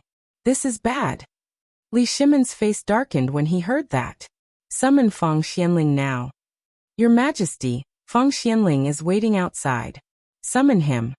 A moment later, Feng Xianling entered the imperial study. They had not seen each other for a few days. Feng Xuanling's face was full of vicissitudes. His cloudy eyes were bloodshot. His gray hair was gathered together carelessly.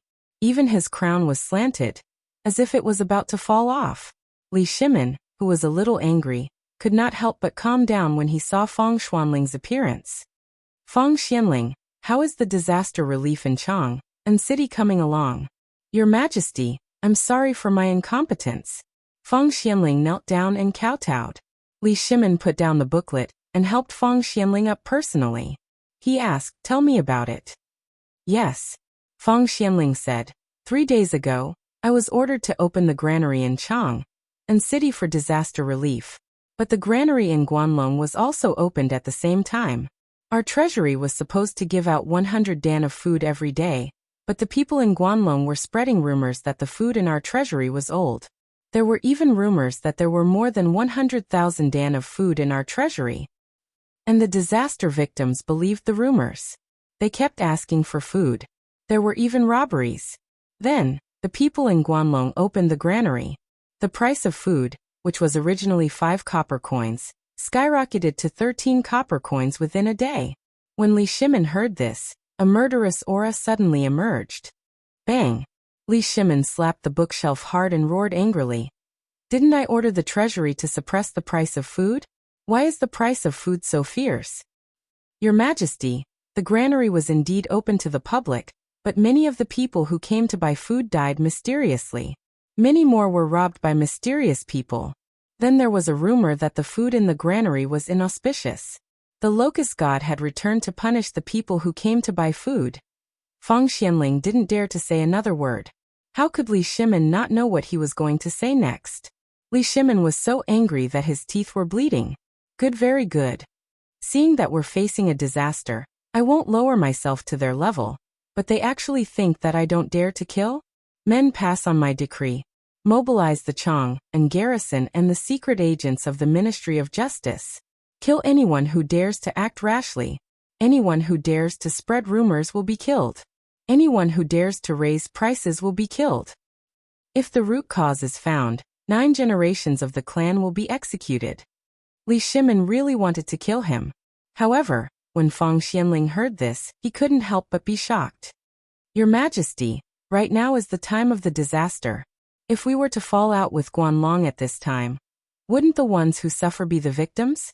This old subject earnestly requests Your Majesty to take back the order. It won't be too late to wait until the Ministry of Justice and the Ministry of Appointments have finished their investigations. Take it slow? Li Shimon was so angry that he laughed. Then tell me, what should I do with the victims of the disaster in Chang'an city? Every day that passes, my people will starve to death. What should I do? What do you want me to do? When Feng Xianling heard this, he hurriedly knelt on the ground. Xiao Gizi also hurriedly knelt down. Your Majesty, I think that Elder Feng's words are very good. If we make such a big fuss at this time, won't we alarm the grass snake? Guanlong's people just want to take the opportunity to see Your Majesty's attitude, but they don't dare to go too far. If Your Majesty really raises your hand, the people in Chang'an will definitely die. However, I think that the reason why they are doing this is not to test Your Majesty. When Li Shimon heard this, he couldn't help but frown again. The atmosphere in the imperial study became heavy again. When Xiao Gizi saw this, he hurriedly said, Your Majesty, isn't the Crown Prince borrowing food now? I think that if we start from this matter, on the one hand, we can dispel those people's claws and teeth. On the other hand, We can let the people see that your majesty cares about the country and the people. This kind of reassurance is more practical than killing thousands of people. When Li Shimin heard this, his eyes couldn't help but light up. Good. That's a good plan. Fang Gonggong, quickly take my token to the Ministry of Justice, the Ministry of Works, and the Ministry of Appointments. Find everyone behind this matter for me. Kill those who should be killed. Leave no one alive. But you know what to do. When Fang Xianling heard this, he hurriedly knelt down. This old subject obeys. After Fang Xianling left with the order, Li Shimin couldn't help but put down the booklet in his hand. Borrowing food? Interesting. Li Shimin suddenly thought of something from Li Chengqian's actions. Although Li Chengqian's actions now seemed so abrupt, Li Shimin couldn't help but think of something. Especially the 5 clans and 7 kingdoms. These 7 clans controlled most of the wealth of the Tang dynasty. If he could use this method at this time, on the one hand, he could test which side they wanted to take. On the other hand, he could give them a chance. To put it bluntly, Guanlong wasn't scary. The scary ones were the 7 clans. Although the Li clan originated from the Li clan of Longxi, this thing was already very faint. It's time for me to take a walk.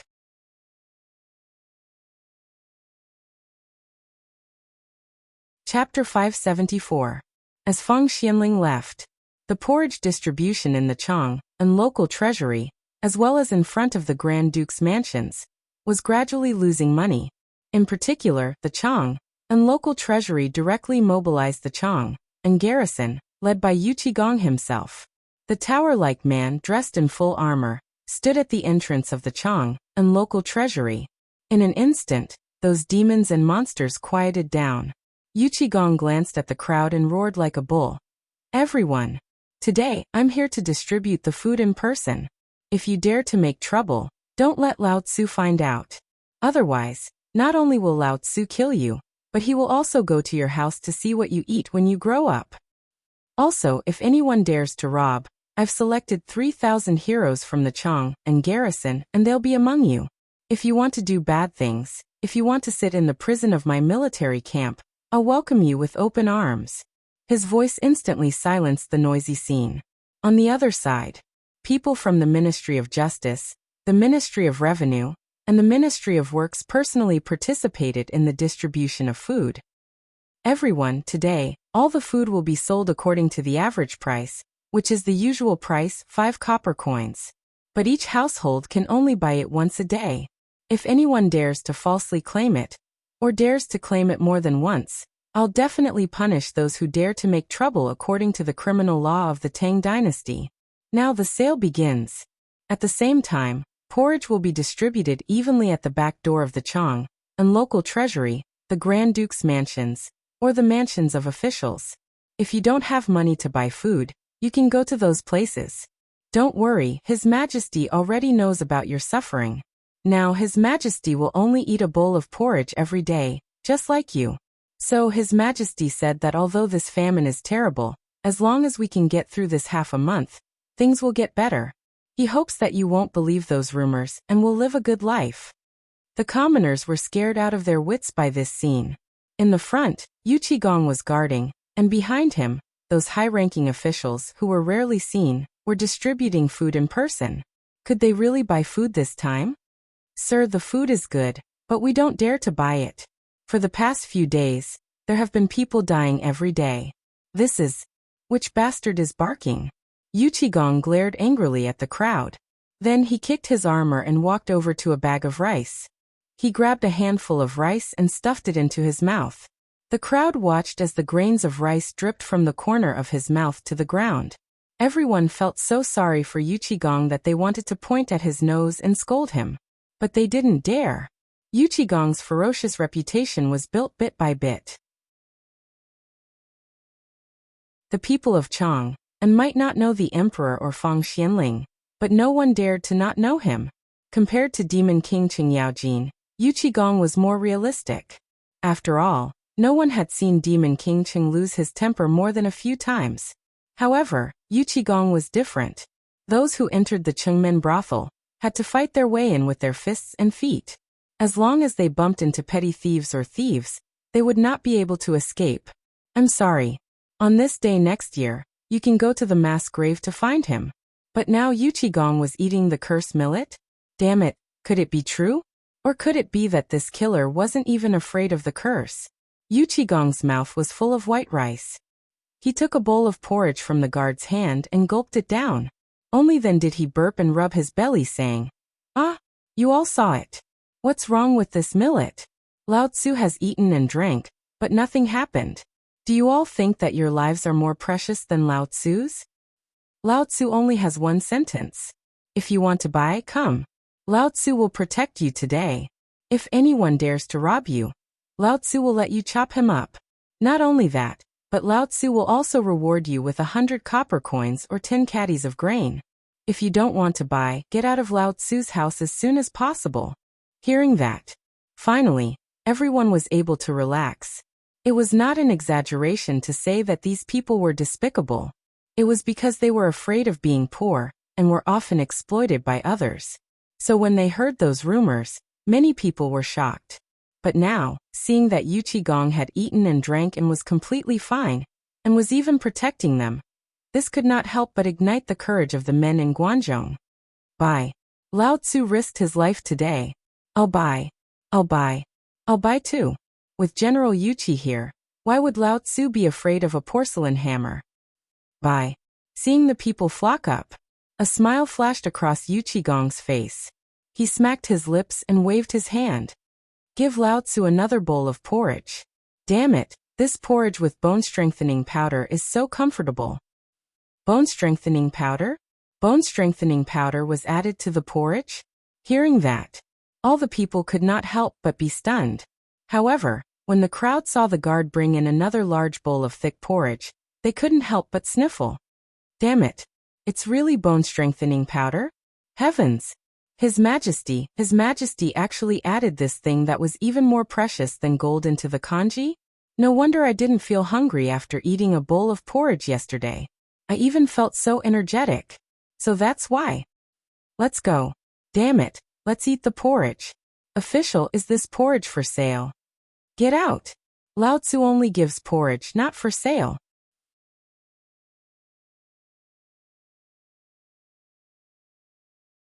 Chapter 575. Just as Yuqigong and the others heaved a sigh of relief, suddenly, a shrill scream was heard from the place where the porridge was being distributed. Ah, this porridge is poisonous. It's poisonous. Damn it, this porridge is poisonous. Everyone was in an uproar when they heard that. Yuqigong also stood up abruptly and hurriedly pushed the crowd aside. He came to the person who was rolling on the ground with a gloomy expression. By then it would be too late. Those who had eaten the porridge, those who were about to eat it, and those who were waiting in line were all dumbfounded. What's going on? Wasn't everything fine before this? Why, this is bad. These bastards are trying to poison us to death. My fellow villagers, run quickly. Why did Yuqigong mobilize 3,000 armored soldiers? They're trying to kill us. The people were scared out of their wits when they heard the terrified screams from the crowd. Some of them even collapsed to the ground. Oh my God! What did I do wrong? Why are they trying to kill us like this? This is bad. They think that we're a burden and want to kill us to end it all. Run! Run! The people in the crowd cried out in alarm. The people were completely flustered. That was because a large group of armored soldiers was quickly surrounding the place. Yuqigong waved his hand with a gloomy expression and roared. Which bastard dares to be an alarmist here? Want to kill you? Do you think you're worthy? If you don't want to be rebels, kneel on the ground and shut up, Lao Tzu. Someone summon the doctors. Summon all the doctors in Chang'an. There's no need. Let the old man take a look. At that moment, an aged voice interrupted Yuqigong's words. Yuqigong and the others turned to look. A carriage from the Eastern Palace was slowly coming to a stop at the entrance of the vault. The voice must have come from that carriage. At this time the people also heard the sound. They turned around and saw a carriage draped in bright yellow. As long as the people in Chang'an were not fools, they would definitely know that this carriage belonged to either the emperor or the crown prince, who dared to use such a configuration. The emperor's carriage was embroidered with a golden dragon brandishing its claws, while the empress's carriage was embroidered with a golden phoenix spreading its wings. Only the crown prince's carriage was embroidered with a dragon. Everyone was shocked. They hurriedly knelt on the ground. Yuqigong also stood up and cupped his fists. "Welcome, Your Highness." Although Yuqigong didn't know why the crown prince had come at this time, he still had to show proper etiquette. The crown prince's bodyguard around the carriage also cupped his fists at Yuqigong. "There's no need for that, General Yuqigong. Divine Doctor Sun is the divine doctor." Divine Doctor? No wonder. But why would the crown prince invite divine Doctor Sun? Before Yuqigong and the others could think about it, the curtain of the carriage was lifted. Sun Simiao, with a head of silver hair and a deer head walking stick in his hand, got out of the carriage. When everyone saw this, they bowed in unison once again. "Divine Doctor Sun." Sun Simiao waved his hand, then hurried to the side of the person who had fallen to the ground and carefully checked his pulse. As for the person who had fallen to the ground, it was unknown whether it was due to fear or pain, but his body was slowly trembling, and he was even faintly moaning. Sun Simiao frowned slightly, then took out a silver needle and inserted 3 needles into the abdomen of the person who had fallen to the ground. Then he took it out and sniffed it carefully. His frown deepened. At this moment, everyone couldn't help but stretch their necks to look at Dr. Sunday, the king of medicine, Sun Simiao. Not only in Chang'an City, but even in the Tang Empire and beyond, Sun Simiao was famous. Many officials and nobles, including the emperor, treated Sun Simiao with respect, not for any other reason but because he was a divine doctor. At the same time, Yuqigong was guarding Sun Simiao while watching. His frown deepened, and the moaning of the person who had fallen to the ground was getting weaker. He could not help but feel anxious. After a while, Sun Simiao put away the silver needle, glanced at the person who had fallen to the ground, and snorted coldly. "If you trust me, then I'll tell you about this person's symptoms. Apart from the oily food he ate in the morning and some diarrhea, he is fine." After that, Sun Simiao turned and left. What? Oily food in the morning? Diarrhea? So it's diarrhea? F***CK. Who the F***CK is this guy? Which street is he from? Who knows him? F***CK, he's a troublemaker. F***CK, Lao Tzu's porridge. F***CK, your grandpa. At the same time, after Yuqigong bade farewell to the divine doctor, he waved his hand and stared at the person who was still lying on the ground. He slowly pulled out the modeo from his waist and said, "Lao Tzu will give you 3 breaths. If you tell me why you did this, Lao Tzu will spare your life and only break your legs. If you don't tell me then F***CK, shut up Lao Tzu forever. Oily food in the morning? F***CK, your grandpa. Lao Tzu had not eaten meat for 3 days. F***CK, is this still a disaster victim? Which disaster victim is not so hungry that his chest is sticking to his back? He has money to eat meat. How does he look like a disaster victim?" The people could not help but be angry. "Mother F***ker, kill him for me. Kill him. General Yuqi, it's easy to dirty my hands by killing him. Let me do it. Lao Tzu's butcher knife is rusty."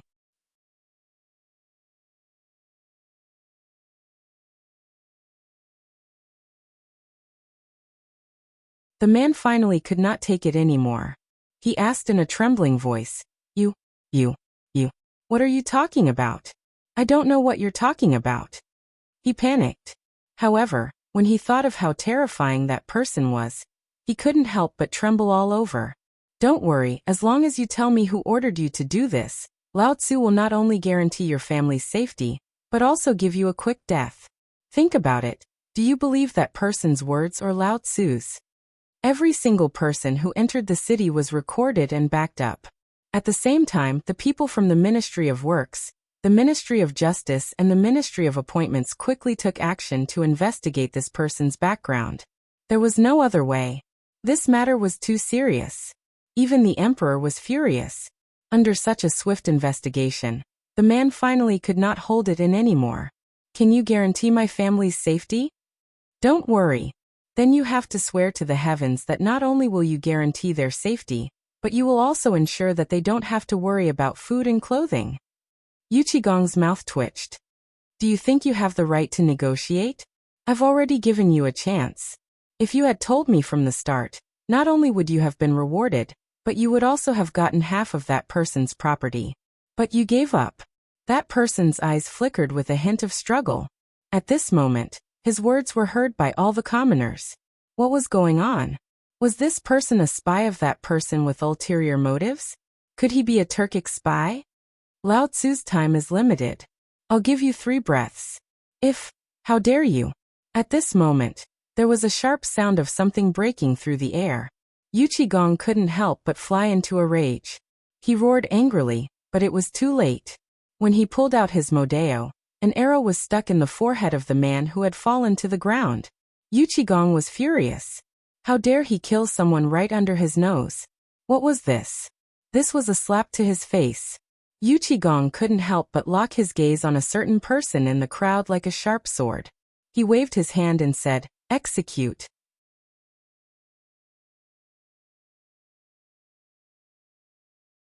Chapter 577. Following Yuqigong's slash, the sword slashed down. A large group of soldiers swarmed in from the periphery of the encirclement. On top of the treasury, 3 to 5 spies from the Ministry of Personnel Affairs and Ministry of Justice pointed at a certain person in the crowd. Then a few soldiers instantly restrained that person. At this moment, the people finally understood why this was happening. Why did so many departments mobilize for such a small matter, and even alert Yuqigong? It turned out that they wanted to ferret out the person who didn't want them to live. How could this be? This was King killing them. Beat them. Beat them to death for Lao Tzu. CKU. Do you dare to let Lao Tzu starve to death? Die. In an instant, the sound of pottery bowls and stone bowls breaking could be heard, as well as the screams of agony. Yuqigong looked at the crowd and shouted angrily. Lao Tzu said before that anyone who dares to circle around will be killed without mercy. What is this? This is a rebellion. They want you to starve to death. They were the ones who spread the rumors that they stole your food. Lao Tzu doesn't want these people anymore, because I already know their background. Now continue to distribute the food. You can do whatever you want with these people. At this moment, those who had been beaten to the point of being on the verge of death, they finally panicked. Spare us, sir. Sir, I have something to say. Sir, I want to report someone. It was the idea of the owner of the tea house at Chang'an's East Gate. He said that as long as I did it, he would give me some food. I am. Yuqigong smiled. However, he did not stop them. Instead, he watched as the angry people beat them to death one by one. Yuqigong waved his hand. Come, give them new bowls. This belongs to Lao Tzu. Also, the reward money that Lao Tzu said before will count, but it's not easy to calculate. So today, Lao Tzu will pay out of his own pocket. Everyone will get a caddy of food for free, and they can buy another caddy. Okay. Thank you, General Yuqi. Thank you, General Yuqi. Yuqigong waved his hand. If you want to thank someone, then thank His Majesty. Lao Tzu did things according to the rules, but Lao Tzu is someone who never plays with sand. Today Lao Tzu is happy. What I reward you is your reward. If you discover something like this in the future, you all know Lao Tzu's residence. Just when the situation in Chang'an City had settled down, there was also a problem with Li Chengqian. He had sent out more than 30 people to borrow grain, but they had only managed to borrow 300 don. These were all given by people who were on good terms with him. But what about the rest? Still, he did not lend a helping hand. Selling land was even more out of the question. Li Chengqian felt like killing someone when he heard the price being called out. 1 stone of corn, 1 mu of fertile land. God a minute. Was this something a human could do? Li Chengqian fiercely suppressed his anger. He pointed at the eunuchs in the East Palace and scolded, "Send my order again. Whoever dares to raise the price will be killed." Your Highness, Dr. Sun is here. At this moment, someone hurriedly reported. Hearing this, Li Chengqian slightly suppressed his anger. He waved his hand and said, "You all go and do it quickly. And about the matter of borrowing grain, borrow it for me again. What everyone says, write it down in a small notebook for me." While speaking, Li Chengqian waved his hand and sent everyone away. When everyone left, the king of medicine, Sun Simiao, had already arrived at the study. Li Chengqian hurriedly bowed like a Confucian scholar. Student Li Chengqian greets the divine doctor. Your Highness, you're too kind.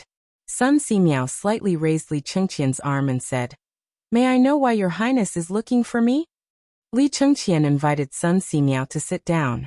After serving him tea, he sent everyone away and said, Dr. Sun, I've invited you here because it's related to the life and death of the people. I think Dr. Sun also doesn't want to see the people suffer, right? Alas! Sun Simiao sighed deeply and told him what happened at the entrance of the treasury. Finally, he said, Your Majesty, how will you deal with the people of Guanlong? Before I came here, I was questioned by someone. Please don't ask who that person is. How could Li Chengqian not know who that person was? It was none other than the people of Guanlong. However, this was none of his business. Divine Doctor, this matter will only end with my father, but I also know a little bit. I might as well tell you. Hearing this, Sun Simiao's eyes lit up. He made a gesture of invitation. Li Chengqian then said, If those people don't go too far, I think my father will definitely not pick up the butcher's knife. But if they touch the foundation of the Tang dynasty, then, Li Chengqian didn't say anything. Sun Simiao thought for a while, then stood up and bowed. This old man thanks your Highness and His Majesty on behalf of the people of the world. Dr. Sun, you don't have to do this. I'm not the kind of person to kill. At this moment, Li Shimon's voice faintly sounded at the door of the Eastern Palace study. Hearing this, Li Chengqian and Sun Simiao both stood up. Li Shimon also entered the Eastern Palace as he spoke. Dr. Sun, you're tired from the journey. There's no need for such a big ceremony. Please sit down. After Li Shimon sat down, he looked at Li Chengqian and said, I'm also very curious. You were helping the victims of the disaster, so why did you suddenly sell your property and land? If this were to spread, where would my face go?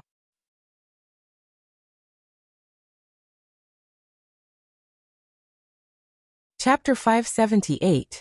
Sun Simiao heard this. He couldn't help but be surprised. He carefully looked at Li Shimon's eyes and Li Chengqian's eyes. The eyes were the windows to the soul. This was the same no matter which era it was in. As the divine medicine, looking, listening, questioning, and feeling the pulse were basic skills. He could see a person's expression at a glance. Sun Simiao was really surprised by this look. There was no hint of acting in their eyes. Did that mean that everything he heard at the door was true? The crown prince wanted to sell his land in order to help the victims? This, although he was shocked, he was still shocked.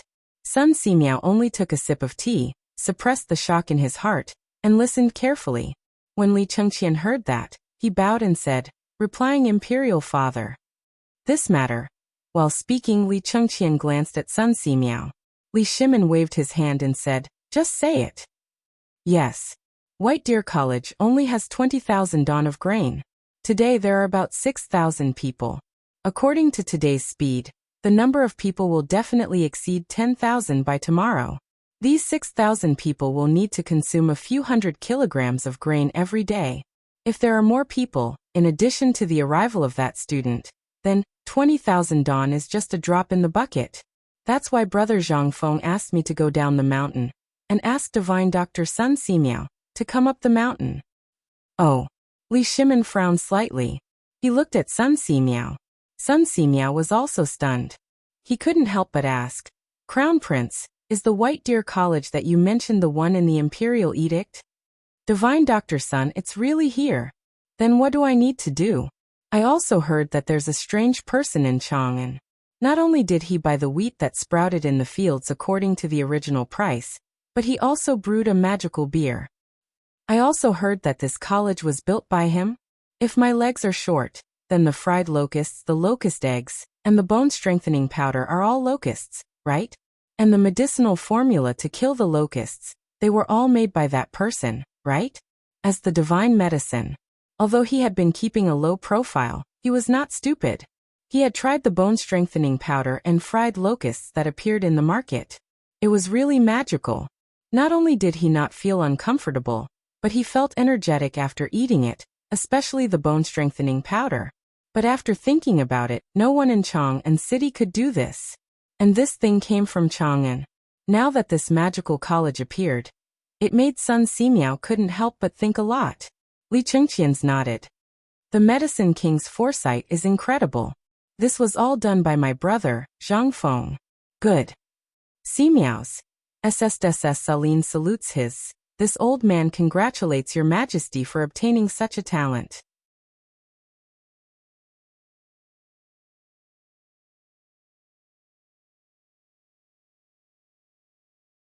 Chapter 579. Dong. Dong. Dong. 5 o'clock was the most leisurely time of the day for the night watchman. It was also the signal for the night watchman to take turns to work. The moment the morning bell rang, the lights in Chang'an city were lit one after another. Some people's palanquins, carriages, and even horses had lanterns or torches on them as they lazily headed towards the imperial city. If one were to look down from the sky, they would see fire dragons converging towards the imperial city under the hazy sky. It looked like a huge dragon. The lights in the depths of the imperial palace were lit one after another, especially in the political announcement hall, which was as bright as day. Early in the morning was the most comfortable time of the day. At this time, there were already groups of eunuchs and maids in the imperial palace hurriedly cleaning up. The market on the Vermilion Bird Bridge was basically empty. Only a few people were selling beer and barbecued meat jerky. The barbecued meat jerky was mostly hunted from the mountains, or it was old cured meat. The smell. It was still coveted by everyone. Even though they were standing at the foot of the 36 steps outside the political announcement palace, they could still smell the tempting aroma. In the past, almost every minister would stop to buy some food and drink a bamboo tube of ice-cold beer soaked in the moat. But now, no matter how greedy they were, they did not dare to do so. Now the emperor was staring at them, and their clothes seemed to be more tattered than usual. Most of the people here were not so poor that they could not afford to wear clothes or drink beer that cost 1 copper coin. But now they had to pretend to be poor. Otherwise, they would be in trouble. After all, yesterday, the crown prince went to borrow food from each house. But there were some who were afraid and some who were not. For example, Cheng Yaojin was holding a roasted rabbit in one hand and chewing it loudly. He held a bamboo tube in the other hand and drank in big mouthfuls. Everyone smelled the fragrance in the air, and looked at Cheng Yaojin's showy appearance. Their stomachs began to growl. Everyone swallowed their saliva and cursed Cheng Yaojin in their hearts. After entering the political announcement hall, after everyone tidied up their appearance, they closed their eyes and hugged the white jade tablet in their hands. Like clay statues, they kept their mouths shut. At this moment, little Gizi's voice came from the entrance of the rear hall. The emperor has arrived. Only then did everyone hold the white jade tablet and bow in unison, shouting, "Welcome, your majesty. Rise." With a wave of his hand, Li Shimin ascended the 8 steps to heaven's staircase and sat down on the dragon throne. He indifferently glanced at the crowd before finally resting his eyes on Ho Junji. As soon as they stood up, the officials began to report their own situations, as well as the recent disaster relief. An hour later, after Li Shimin had taken care of these matters, he said, "Yesterday, I learned by chance that the crown prince had run into a wall when borrowing grain. Is there such a thing?" When Li Chengqian heard this, he said, "Imperial father, there is indeed such a thing." "Then did you manage to borrow any grain?" After a few moments of silence, Li Chengqian said, "Your son is incompetent.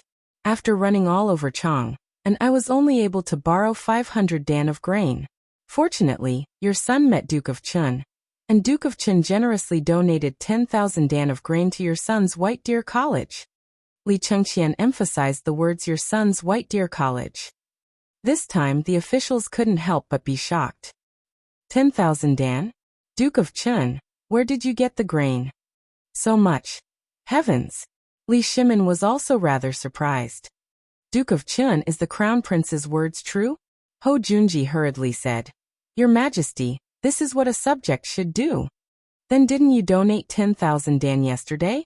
What is the reason for this? Could it be that your Duke of Chen's family is about to overflow with grain?" Ho Junji's lowered eyes flashed.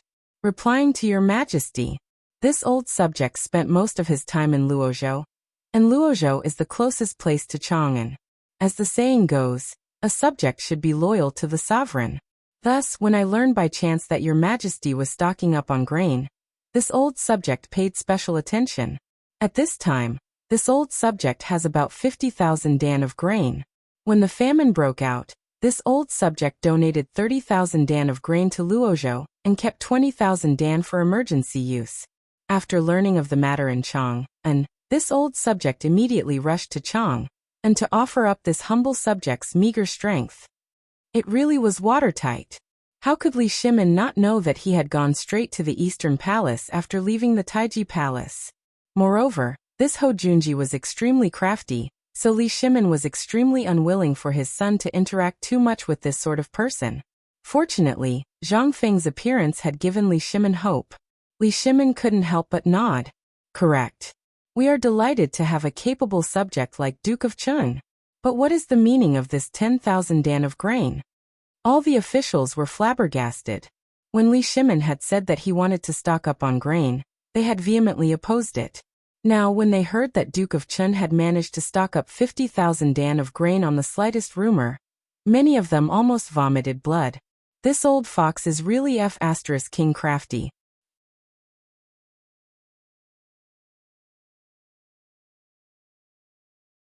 Chapter 580. If looks could kill, Ho Junji would have died several hundred times over. It couldn't be helped. If the emperor had spoken of this matter back then, if they had taken out just a little of their fortune to buy several tens of thousands of dan of grain, let alone anything else, they would have made a fortune if they traded it for land. And now that the emperor was in dire need of grain, if they could offer the emperor 10,000 dan of grain, then at the very least, they would have made a fortune in their career, let alone anything else. But they didn't. Although they didn't have 10,000 dan of grain in their homes, they still had several thousand dan. But what did the emperor mean when he said that the crown prince had borrowed grain yesterday? And now, Ho Junji had lent the crown prince 10,000 dan? What was the meaning of this? Wasn't this a slap to their faces? Just because you're holed up in Luozhou and worried about your loyalty to your sovereign, we're just eating and waiting for death. Fuck your second uncle. Ho Junji could sense the strange atmosphere behind him, but he still continued to speak. This old subject learned that the crown prince had built a white deer college on Mount Shao. This is a matter of great benefit to the country and its people. And although this old subject has retired to Luozhou, my heart is still concerned about the imperial court. Thus, I donated 10,000 dan to your majesty and 10,000 dan to the college. This old subject was thinking that if the college on Mount Shao could be built as soon as possible, it would be able to nurture more talents for the Tang dynasty. This is something that should be done as a subject. Moreover, when this old subject learned that the crown prince's college wouldn't take a single copper coin, this old subject decided to donate 10,000 taels of gold. Buzz. The minds of all the officials buzzed. 10,000 taels of gold. You really dared to say such a thing. Aren't you afraid that His Majesty will execute you? How long has it been since you left for Luozhou? How did you get so much wealth? Where did you get all this money? Where did you get all this money? Although all the officials wanted nothing more than to rip off Ho Junji's beard, this old bastard really wasn't human. What was he doing? This was a slap to their faces. When Li Shimin heard this, he could not help but laugh out loud. That's right. Duke Chun, you are truly worthy of being my right-hand man. Very good, very good. But don't worry, we also know that this money is the money you have saved for your retirement. Once the disaster is over, we will think of a way to compensate you. And all of you should learn from Duke Chun. We will remember your Majesty's teachings. What could the officials say? They had already taken advantage of the situation. And now they wanted to donate money and food? That was all nonsense. It was too late. How could Li Shimin not know what this old fox was doing here? He was just trying to pull the crown prince in. Moreover, the White Deer College that the crown prince had just mentioned was his.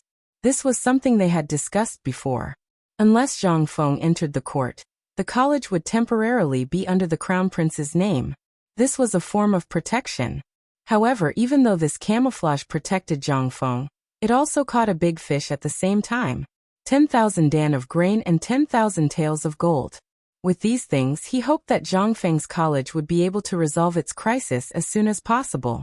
Given Zhangfeng's abilities, these 30,000 dan of grain should be enough to tide him over this crisis, right? Li Shimon's mood improved at this thought. He waved his hand and said, "Today we have something to announce. All of you should have seen the food shortage in Chang'an City, but we have learned that some people are using this disaster to publicize something. We do not wish to see this, so all of you should pay attention." How could they not know of this matter? And who didn't know of Yu Qigong's murder yesterday? But the emperor had actually so casually flattened it. What did this mean? This meant that the emperor was warning them not to cause trouble if they had nothing better to do. Otherwise, they wouldn't even know how they died. This also meant that the emperor was truly angry.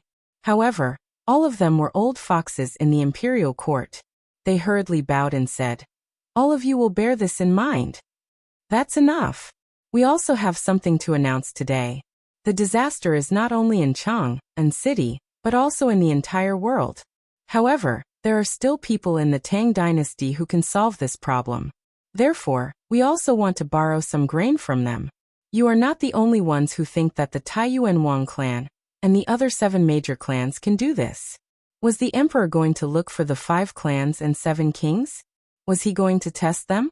Or was he simply going to borrow grain? The crowd could not help but feel a little confused.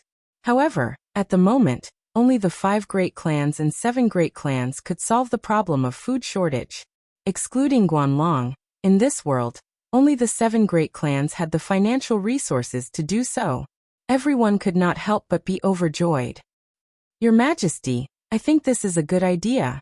On the one hand, it can shorten the gap between the imperial court and the landowning clans. The imperial examination is coming, and then, Your Majesty, I think this is a good idea. But will the 7 clans agree? The grain required for this is not a small amount." Li Shimon waved his hand. "Since all of you are not interested, then it's settled. Wei Zheng, after the imperial court, I'll leave this matter to you." Wei Zheng heard that and said, "Yes, Your Majesty." In that case, the imperial court is dismissed. The crown prince shall stay.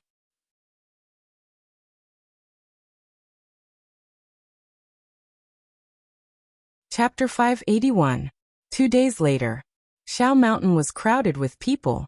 However, the outline of a futuristic building could be seen in the distance on this wasteland. Basically, Gan Ziyuan and more than 300 craftsmen had become overseers. There were almost 20,000 people on the construction site. Under the instructions of these craftsmen, they were building crazily. These were all small problems. After all, they were all bumpkins. These were the simplest.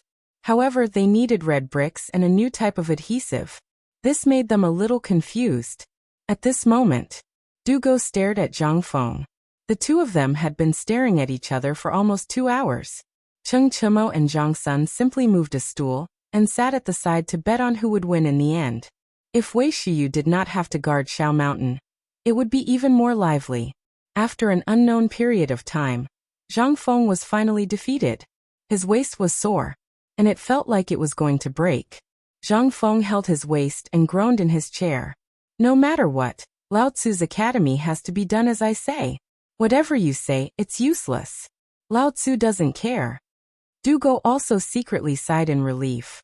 However, before he could say anything, Cheng Chimo, who was dozing off at the door, suddenly burst into laughter. "Ha ha ha ha, worm, you lost, I won. I said that Feng Zi would definitely not be able to hold on. This guy is weak." "Damn you." Zhang Sun and Zhang Feng scolded at the same time. They could say anything else, but to say that Lao Tzu was weak? Damn you. Stop quarreling. I think we should wait for Li Gan to come and discuss this matter. Ever since that old man Kong came, there have been rules in the academy. If you have nothing to do, look at Chang'an University and Imperial College. What kind of buildings are those? Look at yourself. Not only are you using this half-baked red soil, but you also want to build a cement factory to produce cement. How can this mud be better than this yellow mud? Can this thing be sturdy? You want to make it 3 stories high? Why don't you think about it? It's already a problem whether or not he can even stand 10 feet tall with this thing. And you still want to cultivate 3 levels. In any case, since you handed this matter to me to calculate the materials and costs, then you have to do as I say. Otherwise, we can forget about it. When Zhang Feng heard this, he was instantly displeased. This is Lao Tzu's territory. Since when is it your turn to talk about it? If you want to calculate it, then so be it. If you don't, I'll deduct your credits. Fine, but I can't do something as disrespectful as insulting old man Kong's son. Du Go was also getting excited. He glared at Zhang Feng and roared, I'm really going to interfere in this matter. F***CK. You're rebelling.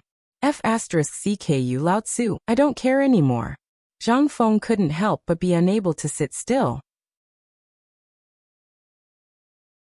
He simply angrily called out to Qing Chimo and Zhang Sun and left, leaving behind only Du Go, who was upholding the righteous path, and who was there chattering nonstop about what Zhang Feng was doing. And what Zhang Feng was doing was the modern way of building a school building.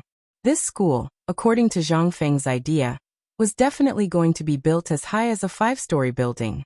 But in order to not shock the world, Zhang Feng settled for the next best thing, which was 3 stories. But just this alone annoyed Du Go for 2 days. He followed him when he slept. He followed him when he ate. Even when he went to the toilet, he had to stand guard at the door. Zhang Feng finally broke down. He finally understood why these guys were so afraid of Du Go. It wasn't that this guy was ferocious, but that his mouth was even more venomous than Tang Sang's. Zhang Feng's hair stood on end. He finally gave up. This was something that no one dared to do. Once out of the door, Zhang Feng heaved a long sigh of relief as though he had been reborn. Fengzi, I'm hungry. I miss the happy days of the tavern. Yeah, especially that barbecued meat. That's what I call fragrant. I've only been eating porridge for the past few days. I'm F***king suspecting if I've come to a temple. Sigh, if you didn't mention it, I would have forgotten. When did we eat meat? Qing Chimo and Zhang Sun called out to Wei Shuyu and the other 2. They followed behind Zhang Feng and started nagging again. Zhang Feng was annoyed. Enough, shut up. Lao Tzu doesn't know what he owed you guys in his previous life. He made a monk follow behind him all day long. If you guys aren't convinced, you'll F***king chant scriptures. It's so annoying. If you F***king dare to annoy Lao Tzu again, all of you can get lost. When Qing Chimo and the others heard that, they shrunk their necks and did not dare to say another word. However, they could not help but say, Fengzi, if you have nothing better to do, why are you arguing with De Bing? This guy is famous in the stubborn world for nagging. You end him. Zhang Feng exploded. You're not done, are you? Zhang Feng was completely enraged. This time, Qing Chimo and the others could only shut up. However, their hands that were rubbing their stomachs changed to patting them. Zhang Feng was speechless. All right. If you guys didn't mention it, I wouldn't have realized. I've been bullied for the past 2 days. I'm really hungry now. Zhang Feng looked around. When he saw the chicken farm not far away, his eyes lit up. Let's go. I'll bring you guys to eat chicken. Chicken? What chicken? However, after the 3 of them were stunned for a moment, they immediately reacted. Chicken. This was a good feeling. However, there was no pot or stove. How were they going to eat?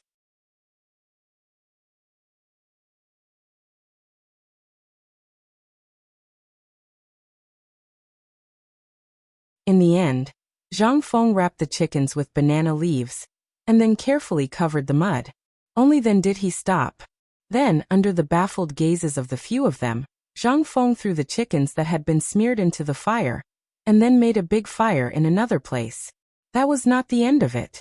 After the dozen or so mud lumps were burned dry and cracked, Zhang Feng took out the mud lumps again, and smeared a layer of mud on them.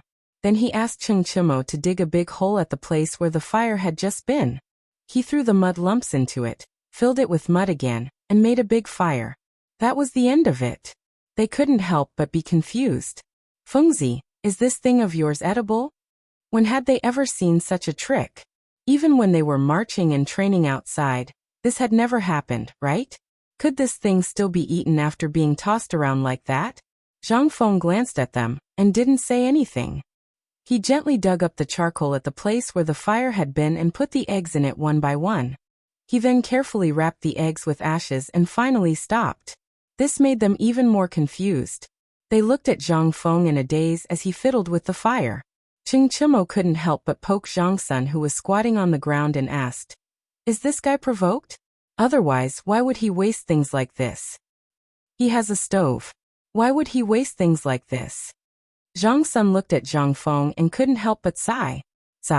If Lao Li or Dating's father knew that he dared to talk to Fengzi like that, believe it or not, he wouldn't be able to keep his leg. Why? They couldn't help but ask in puzzlement. Zhang Sun sighed and pointed to his head. Fengzi's brain must have been damaged by anger. Chimo rolled his eyes. Could this guy's brain be damaged by anger? He really didn't believe it. With Zhang Feng's character, it would be a blessing from the heavens if he didn't drive someone crazy with his words. However, being that Motherf ***, it was time to teach him a lesson. This Motherf ** king pervert. If he forced Fengzi into a corner, then the unlucky ones would be them. At the thought of this, Chimo, Zhang Sun, and the other two started to discuss how to deal with Du Go. This guy really needed to be taught a lesson. Why did he mess with Fengzi for no reason? Son of a bitch. In the end, they really came up with a solution. Fine. Wait, leave the chicken butt for him.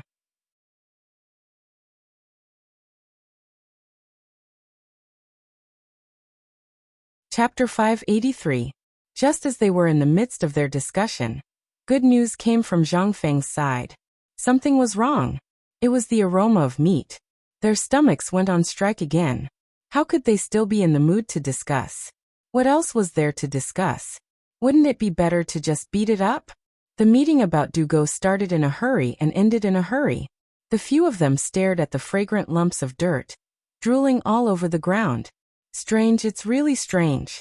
I've heard of cooking without rice before. I didn't expect that today Lao Tzu would really see cooking without rice. This time there's some bragging. No, there's some bragging. Chimo was so excited that he stuttered. Most importantly, Zhang Feng used a stone to gently break open the soil. In an instant, the aroma of meat wafted out again. This caused Chimo and the others' eyes to pop out of their sockets. Fengzi, what's this? Beggar's chicken. Zhang Feng peeled the banana leaf with satisfaction and pulled out the golden chicken inside. Although there were a lot of spices missing, Zhang Feng had just found licorice in the bushes and some other dogwood that could be used as spices. The most important thing was that there were a lot of peppercorns. The Tang dynasty was lacking in everything, especially Chang'an. But there was no shortage of peppercorns. No matter whether it was in the mountains around Chang'an city, there were so many peppercorns that it was beyond recognition. Therefore, there was no shortage of spices on the mountain. The fragrant and tender peppercorns filled their nostrils. Zhang Feng couldn't help but swallow his saliva. Not to mention Guzi and Juzi, who were squatting in the distance and looking at them. Although they had already drooled all over the ground, Juzi's father had strictly warned them that if they dared to be rude in front of Zhang Feng, their legs would be broken and they would be locked up. Therefore, they didn't dare to mess around like before. They also didn't dare to play with Zhang Feng anymore. At this time, Zhang Feng was still a chicken in the mud. Chimo couldn't stand it anymore. Well, Fengzi, this thing is hot. Your hands are precious. Let me do it. No, I'll do it too. Me too. As they spoke, the three of them bravely stepped forward. Each of them hugged a piece of scalding hot soil as they groaned in pain and ate it. Zhang Feng was speechless. Wasn't it just a beggar's chicken? There were plenty of them. However, when he smelled the aroma of the meat, he was so hungry that he felt dizzy. Calling Gozi and Juzi, the two of them came up and gave them a chicken each, saying, "Eat here, don't tell anyone, otherwise you won't be able to eat in the future." Juzi looked behind him and said timidly, "Brother Fengzi, can I leave a drumstick for my sister? I'll leave one for her. You guys can eat it secretly tonight." All right. It wasn't that Zhang Feng was reluctant. It was that although there were thousands of chickens, they were continuously sent up every day. Although he didn't know where Li Qian got the chickens, there were too many people. If all the people were attracted here, How could he live a good life? Who would eat it? Who wouldn't eat it? Therefore, it was inevitable that he would give them special treatment. It wasn't that he didn't want to. The key was that no one knew how to do this. There were already a lot of things to do now. If this thing was added, wouldn't he go crazy? And at this moment, Li Qingqian's voice came from not far away. Fengzi, good news, very good news. The few people who were eating chicken were stunned when they heard that. They looked at Li Qingqian, who was running all the way, and asked vaguely, "What's the matter?" Li Qingqian saw their strange actions and sniffed the tempting smell of chicken in the air. He couldn't help but speed up his pace. By the time they rushed to their side, Cheng Chimo and the other two had already hidden a chicken for each of them, and the chicken in their hands was almost finished. Li Qingqian glared at them. "Wow. I'm so busy at the foot of the mountain. And you guys are eating chicken here? And eating such delicious chicken? Give me Chintiniu. I order you to get me a chicken." Cheng Chimo felt uncomfortable when he heard that. But there was no other way. He couldn't afford to offend the crown prince. He could only get up resentfully and smash open a piece of dirt with his fist. In an instant, the crispy yellow roasted chicken was revealed. Moreover, it was accompanied by waves of enticing fragrance. He couldn't help but forget about the crown prince's feng yi and etiquette at this moment. He squatted on the ground and imitated Zhang Feng and the others. He hugged the chickens but took a big bite of the chicken's thigh. Li Chengqian couldn't help but moan in pleasure when he tasted the fragrance in his mouth.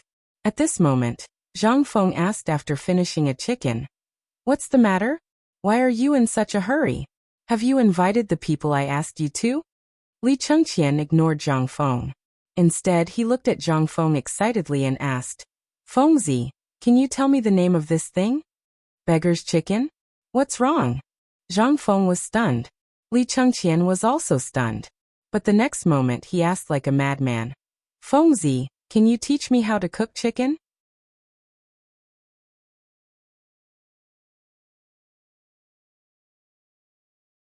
Chapter 584. Your Majesty, the mountain in front is Mount Shao. On the winding mountain road, a caravan dressed in the clothes of merchants was slowly moving in the direction of Mount Shao. In this caravan, Li Shimin was sitting on a slide with half-squinted eyes. He looked at the people on both sides of the road who were constantly moving toward Mount Shao. As he walked, he asked about the situation of the disaster victims' families. The more he asked, the heavier his heart became. At this moment, Xiao Gizi pointed to the densely packed mountain in front of them and said. Li Shimin took a closer look and couldn't help but be shocked by the scene in front of him. He saw that the original forest on the desolate mountain was all leveled, and there were construction sites everywhere. There was a large area on the top of the mountain, and a small group of teenagers gathered together to build houses. Li Shimin couldn't help but wonder, what does this mean? Master Li, Zhang Feng said that if you want to study here, the first thing you have to do is not to use external forces. You have to build a brick house here according to Zhang Feng's rules, and it's according to the so-called area plan. And it's said that if you want to work here to make a living, you have to build your own house before you are qualified to work here. Li Shimin was stunned. He looked at Wei Zheng, who was also sitting on a slide, and asked, Old Wei, is there such a rule? Li Shimin couldn't help but be interested. Wei Zheng desperately waved his folding fan and said, Feng said that if you want to work or study here, you have to show him your ability and let him see if you are qualified to study here. Otherwise, you should get out of here as soon as possible. And I also heard that this guy not only asked those people to build their own houses, but also to build a 3-story building according to his rules. Not only that, he also sent supervisors to supervise them personally. This guy, Li Shimin couldn't help but be in a good mood when he heard this. Although he didn't understand what Zhang Feng wanted to do, this kid obviously wanted to use free labor. However, this was also good. After all, this kid didn't have any money on hand. Moreover, he was so cunning. Although he didn't want money, at the very least, at this stage, he had eliminated all those who were waiting for death. As for those who really wanted to read, they were able to tell the difference. There were advantages and disadvantages to doing this. The advantage was that it could distinguish those who were truly here to learn something. The disadvantage was that it would be difficult for the children of the officials and nobles. However, Li Shimin thought about it and agreed with Zhang Feng's approach. If the academies in our country can do this, then our Tang dynasty will really be different. Li Shimin let out a heartfelt sigh. Wei Jing fell silent. Although he was still somewhat against Zhang Feng's approach in his heart, after all, it was mentioned in the Book of Sages that although there was no distinction between high and low in studying, it was not something that any ordinary person could learn. This was the only way to distinguish the students from the ordinary people. Zhang Feng did this because he wanted everyone in the world to be able to go to school. This, although he didn't know whether it was good or bad, what could he do when Zhang Feng did this? After all, Zhang Feng's strength and ability were there for all to see. Just as Li Shimin and Wei Zheng were leisurely following the fleeing army to Shao Mountain, a gong was sounded on Shao Mountain at this time. Even Cheng Chimo's roar could be heard. Let's eat. As the voice fell, the people who were still playing games instantly dropped their tools like ants and swarmed to the place where the smoke was rising in spirals. That was the place where the mountain gate was built by a few big trees. After hearing the roar, the crowd, who were already moving slowly, became like donkeys that had turned into horses. They rushed up the mountain as if they had gone mad. Li Shimin and the others could only drive all the chickens and ducks that were carrying bone-strengthening powder and food to the side of the road, and make way for the people to trample on a spacious road. Looking at the densely packed crowd of people holding up broken bowls, Li Shimin could not help but feel flustered in his heart. What was it that caused my people to become like this? After the people left, Li Shimin waved his hand and said, "Speed up, I want to see what they are eating." Ah! Following Li Shimin's order, the originally slow group suddenly sped up. Groups of golden guards also opened up a path in front. Some people even hurriedly rode up to the top of the mountain to report. And just as the two places were proceeding in an orderly manner, at the chicken farm behind Shao Mountain, Li Chengqian was holding a large oil paper umbrella. He had moved a makeshift reclining chair made by Zhang Feng, and was lying there, directing the dog and dozens of other children to roast the chicken. You are too slow and too stupid. Don't you know how to dig the chicken's stomach? Can this be eaten? And go Z. Can you at least wash the mud off your hands before you go and get the chicken? If you dare to do this, I won't even let you eat the chickens, but I'll leave it for Mantu.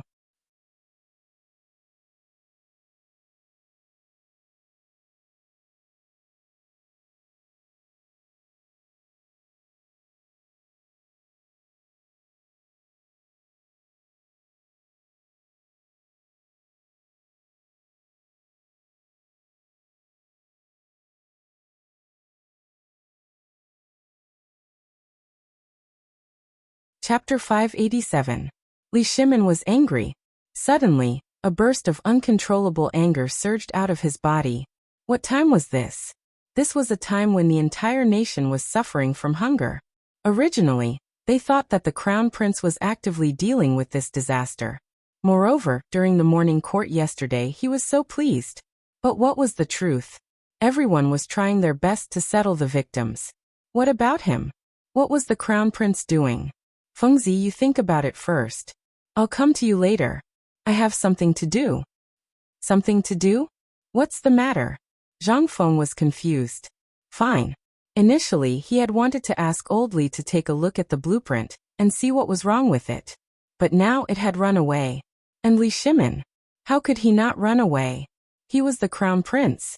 If Divine Dr. Sun were to see him wandering around here, the doctor would be busy to death, but he was... How could he? Although Li Shimin wasn't afraid, he couldn't stand the rumors. Li Shimin couldn't help but find a kid as soon as he went out.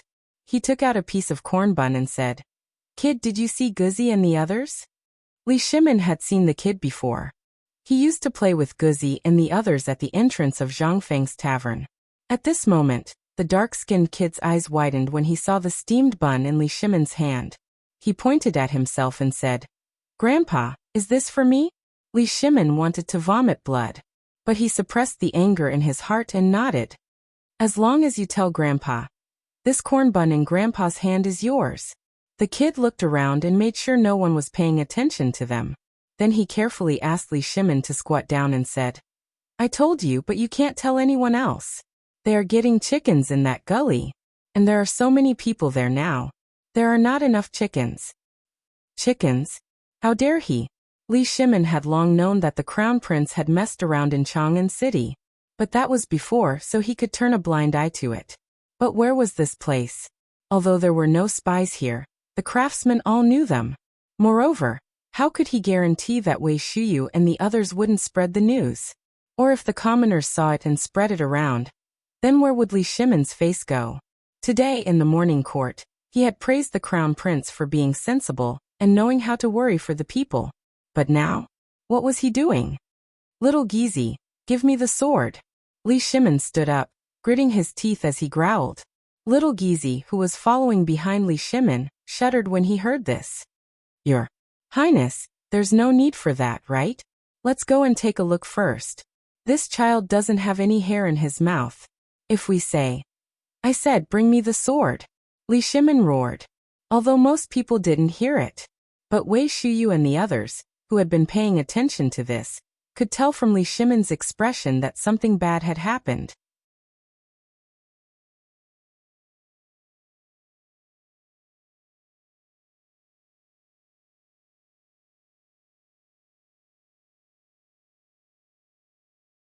Just as he was giving instructions to Sun Gozi and the rest of the group, a huge force suddenly smashed onto his head.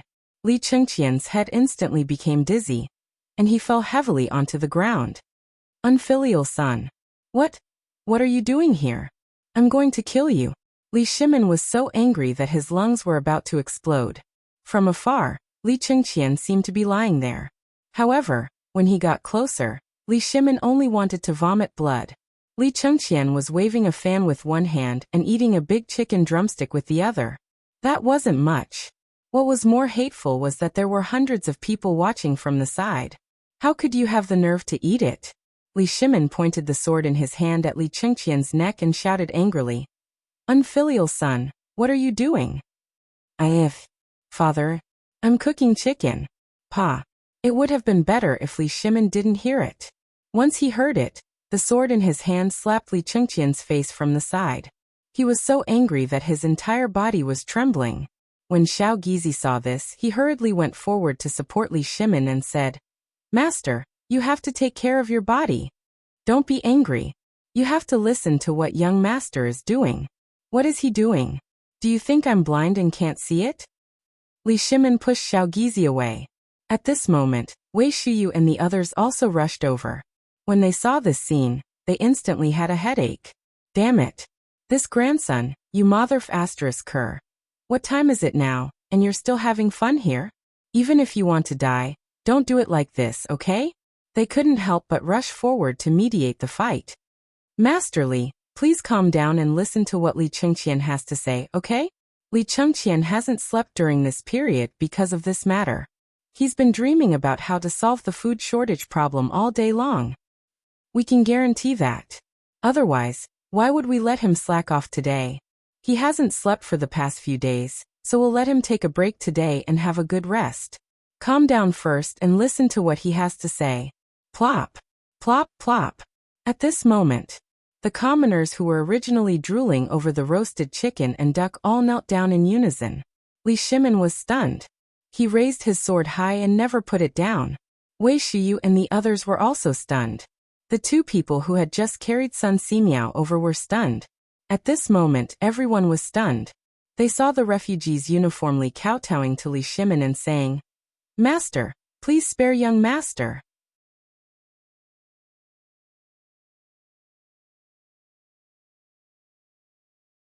Chapter 589. Li Shimin was dumbfounded. After a while he said, You all get up first. No sir, if you don't put down the sword, we won't get up. An old man in the crowd walked to Li Shimin's feet with tears streaming down his face. He hugged Li Shimin's leg and sobbed. Sir, although I don't know why you're so angry, this young master is saving our lives. Hearing this, Li Shimin could not help but be moved. He squatted down, personally helped the old man up, and asked, Old Zhang, I would like to ask Old Zhang to explain in detail. Speaking of the family's misfortune, this is my son. Originally I wanted him to come here. Sir, you've misunderstood the young master. The old man interrupted Li Shimin, and pointed to the group of refugees behind him. We came here yesterday. When we were looking for a house to build, we met the young master here. At that time, although we ate Prince Zhang's porridge, we haven't eaten for almost 10 days. How could that be enough? So we smelled the aroma and came here. Young master, you've been roasting chicken here since last night. Otherwise, this old man would have to report to the king of hell this morning. Li Shimin looked at Li Chengqian suspiciously. What's going on? Li Chengqian didn't dare to lie. He said, when I returned to the mountain yesterday, I didn't see Feng Zi, so I looked around. In the end, I found them roasting chicken here. This chicken is the most delicious chicken I've ever eaten.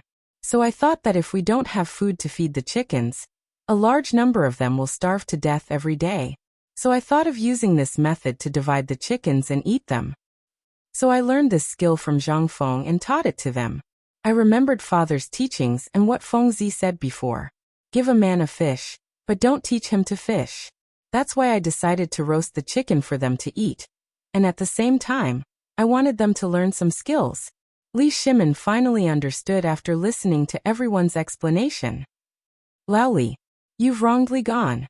At this moment, Zhang Feng slowly squeezed his way through the crowd. When he saw the bloodstain on Li Gan's swollen face, he could not help but pat him on the shoulder. Next time when you do something like this, can't you at least tell me? Must I be tortured? As he spoke, Zhang Feng looked at Li Shimin and said, You too. This is your son after all. How can you bear to hit him? All right. Since you're here, why don't you take a look at your son's chicken? What are you still standing there for? Go get the chicken for your father.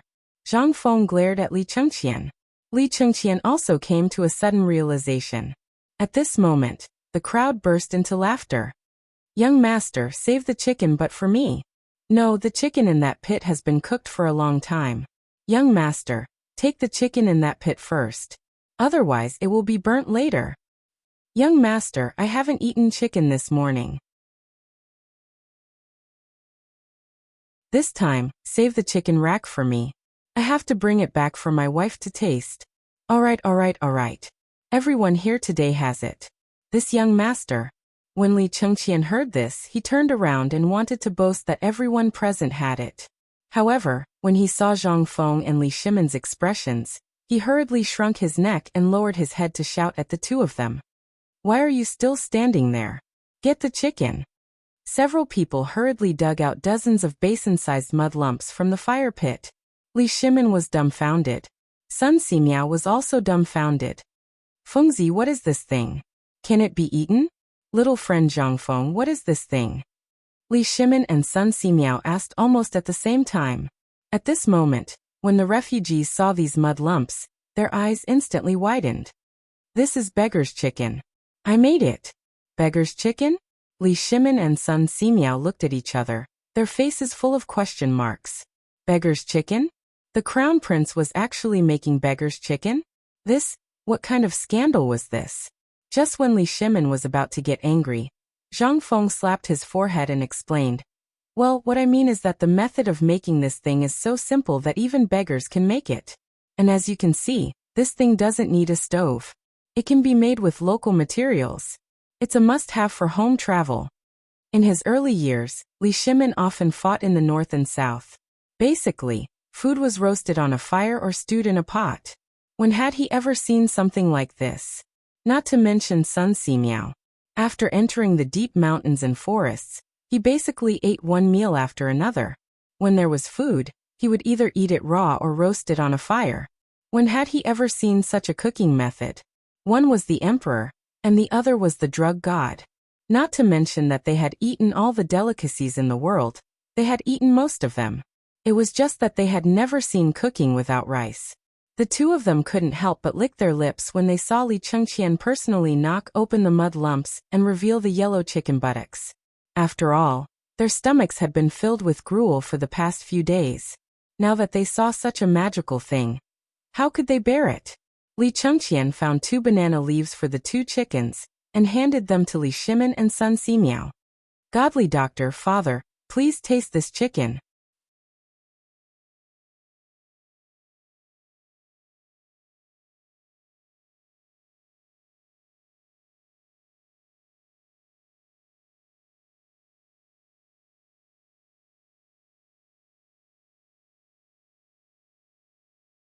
Chapter 591. Li Shimin was in a good mood. Especially during this period of time, this was the best time. Not only did he see the hard work of Li Chengqian and the rest of the next generation, but he also saw the true power of Zhang Feng. However, when he thought that all of this would belong to him in the future, Li Shimin's heart couldn't help but become excited again. Li Shimin was very excited. After personally cooking a chicken with Li Chengqian, he was in a good mood.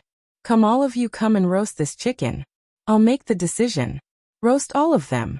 Everyone on the mountain will get one. When Zhang Feng heard this, his eyes widened. He pulled Li Shimin to the side and hurriedly said, Lao Li, are you crazy? Although your son is awesome, you can't spoil things like this, right? Do you know how many people are on the mountain now? If you eat it today, what will you do in the future? Li Shimin patted Zhang Feng's shoulder and didn't say anything. He called out and everyone returned to the small wooden house. At this time, the news of Zhang Feng's salt production and Zhang Feng's rescue of the locust plague had spread like wildfire on the mountain. Everyone was so excited that it was as if they had been injected with chicken blood. Now that there was a miracle doctor and a rich man who gave each of them a chicken, everyone knelt down in front of the small wooden house and excitedly threw themselves into the construction work again. Not only did he save their lives with food, but he also took out all the chickens for them to eat. Not only that, if Zhang Feng didn't produce such expensive and cheap fine salt, they would still be jealous. Now that Zhang Feng was in trouble, if they didn't do their best to get this thing done, then were they still human? They weren't even worthy of animals. Animals also knew that after eating the food of the owner, they still had to follow the owner. Not to mention them, who were made of flesh and blood.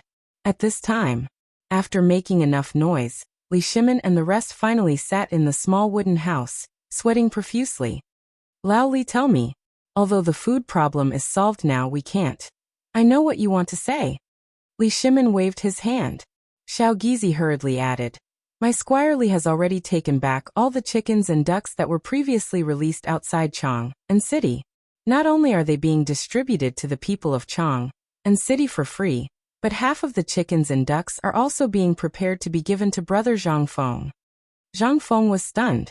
His face was filled with disdain. Half? How much can half be? Li Shimin glared at him. What?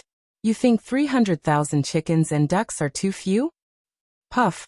Zhang Feng spat out a mouthful of beer onto Qing Chimo's mouth and hurriedly asked, what did you say? How much? 300,000? Why are there so many? Li Shimin felt helpless. Isn't this your bad idea? At that time, when we were doing business with Tubo, we said something about exchanging things for food. This Tubo was like a madman. He was afraid that these things couldn't survive. Cows, sheep, and horses were fine, but these chickens, ducks, and pigs were all given to us. He only asked for 100,000 don of food. Zhang Feng couldn't help but feel dizzy. Then how many chickens and ducks do you have in total now? Li Shimin was stunned. Hey old Wei, how many chickens and ducks do we have? Wei Zheng was also stunned by the question. He hurriedly said, let me see. As he spoke, he took out a small red book that he always carried with him from his embroidered robe, and began to flip through it. After a while, Wei Zheng said, now there are 475,600 chickens and ducks outside Chang'an city. Every day, thousands of chickens and ducks starve to death, or are trampled to death by other chickens and ducks. The daily consumption of food is more than 10 don. Hiss. Zhang Feng couldn't help but gasp. My goodness, 470,000 don? Lao Li, did you rob Tubo? Otherwise, how could you have so many chickens and ducks? Li Shimin was speechless and gave a wry smile. How would I know? At that time, people in Tubo didn't have enough to eat, and countless people starved to death. How could there be such things as fodder that you made? So, under the wise decision of the current emperor, I happened to have some business with people in Tubo. So they first said that they would leave the chickens and ducks with me. But in the end, didn't the plague of locusts break out? They simply exchanged these chickens and ducks for 100,000 don of food. If not, how could I be short of food now? Li Shimin couldn't help but sigh. He miscalculated. At that time, if he had listened to Zhang Feng's words and gathered all the food in the country, how could there be such a field now? On the contrary, the chickens and ducks that were popular at that time had now become another problem besides solving the problem of food for the people. These chickens and ducks were far more than the so-called 400,000, and this was only the chickens and ducks gathered outside Chang'an city. What if the chickens and ducks in other places were added? How much would that be? Thinking of these chickens and ducks, Li Shimin began to have a headache. Damn it, it was really damn it. However, Zhang Feng couldn't help but pat Li Shimin's shoulder excitedly and said, "Lao Li, I have something to discuss with you." Li Shimin couldn't help but be shocked. "What's the matter?" "Give me all your chickens and ducks. Do you know this time, you've made a fortune?" Zhang Feng was very excited. Originally, Old He and the others shook their heads and sighed that Zhang Feng was a fool every time they met. But they didn't know that although Zhang Feng had lost 20,000 don of food, after hearing that there were so many chickens and ducks at this time, Zhang Feng was very excited.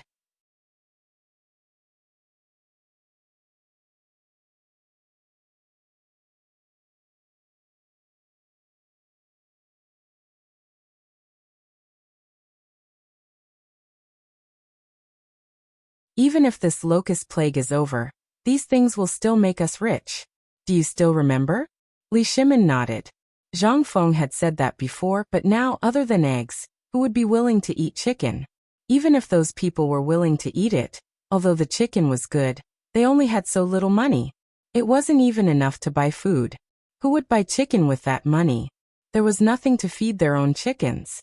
Who would buy chickens if they ate them? Wouldn't that be a fool?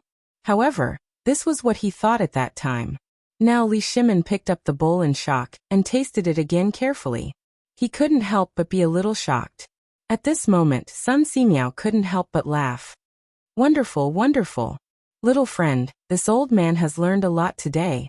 This bone-strengthening powder and fried locusts, there is no need to talk about them. Although this old man doesn't know the essence, this old man has drunk that thing before. Drinking it can indeed make one's body strong, and there are no side effects. It's like eating a caddy of meat soup."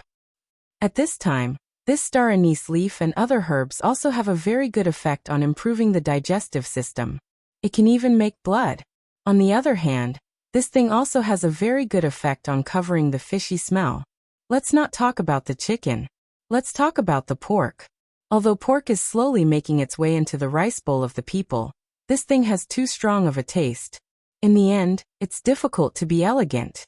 However, these few herbs have changed the ingredient itself, allowing it to perfectly integrate with this porridge.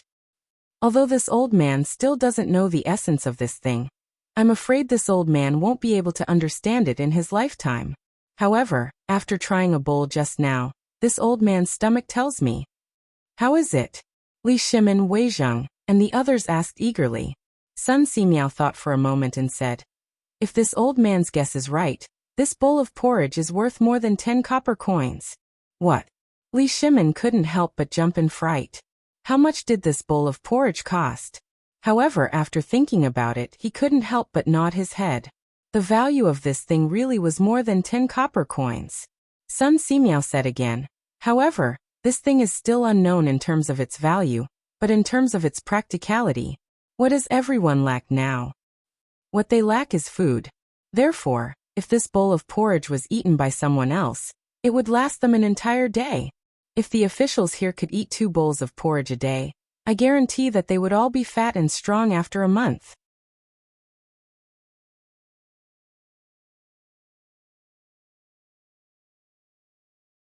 Chapter 593. Li Shimin's eyes couldn't help but light up.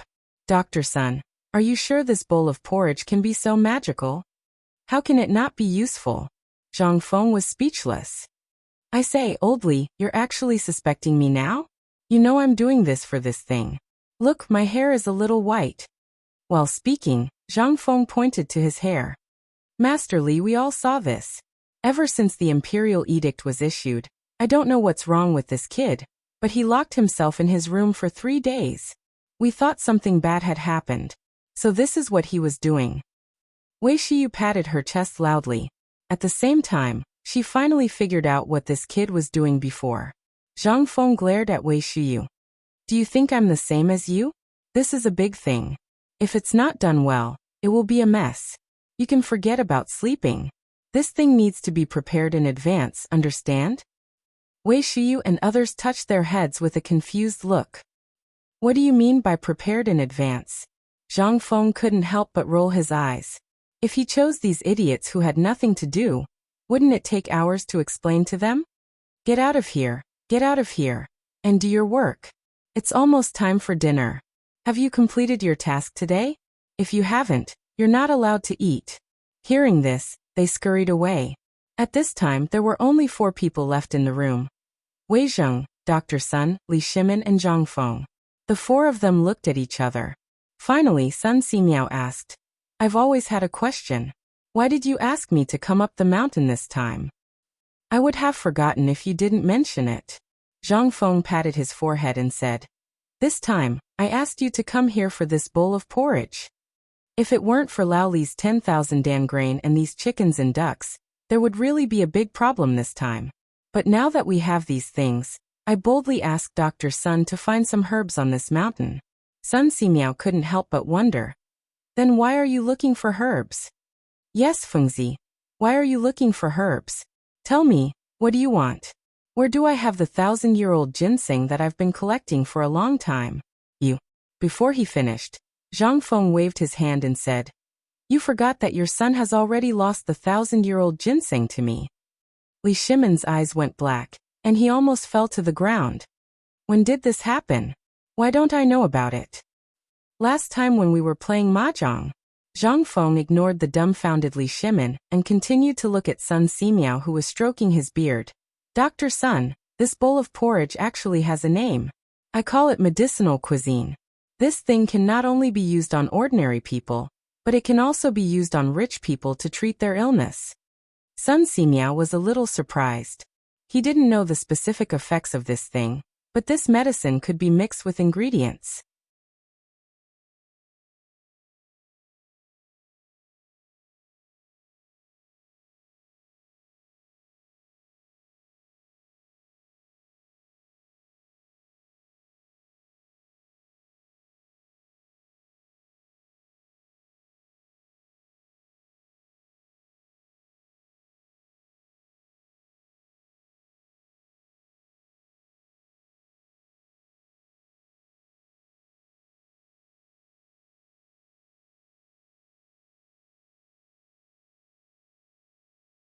Then I only need to use a knife to clean up the wound. As for the wound, a handful of lime powder and a few days of wormwood. Basically, the person can walk. The old eunuch's words were very awkward. At this time, everyone in the room, except for Zhang Feng, felt a chill in their crotch and sat up unnaturally. Fengzi, what are you trying to do? Say it clearly. Li Chengqian finally couldn't take it anymore. Zhang Feng waved his hand, indicating for Li Chengqian to stop talking. Then he said, Then eunuch, does it hurt? Will it have any effect on the aftermath? The old eunuch wanted to hit someone. The hand hidden in the embroidered robe clenched into a fist, but he didn't dare to. The emperor was here. In the end, the old eunuch resigned himself to fate. He closed his eyes and said, It hurts a lot. That is the last feeling a man will have.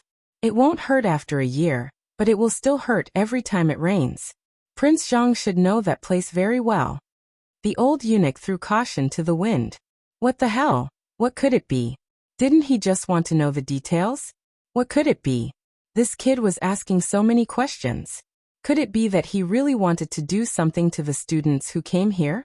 At the thought of being able to do something to those students, the old eunuch felt a wave of pleasure. There was no other reason. Perhaps this was a kind of psychological distortion, but there was no other way. If he was invited here, then it definitely wouldn't be to ask if it hurt. Moreover, although Zhang Feng was known by very few people in the palace, an old man like him would still know a little. At this time, after hearing Zhang Feng's detailed questions, he suddenly couldn't understand Zhang Feng. Logically speaking, Zhang Feng was such a genius, but how could he be so concerned about these things? Not only did the emperor and the crown prince come, but he even invited the godly Dr. Sun Simiao. What did this mean?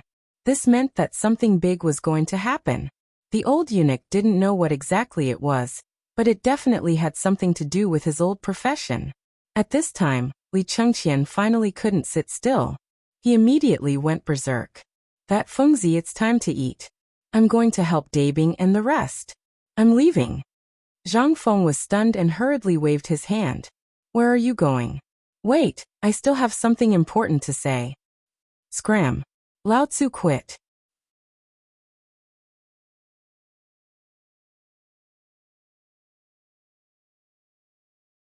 Chapter 597.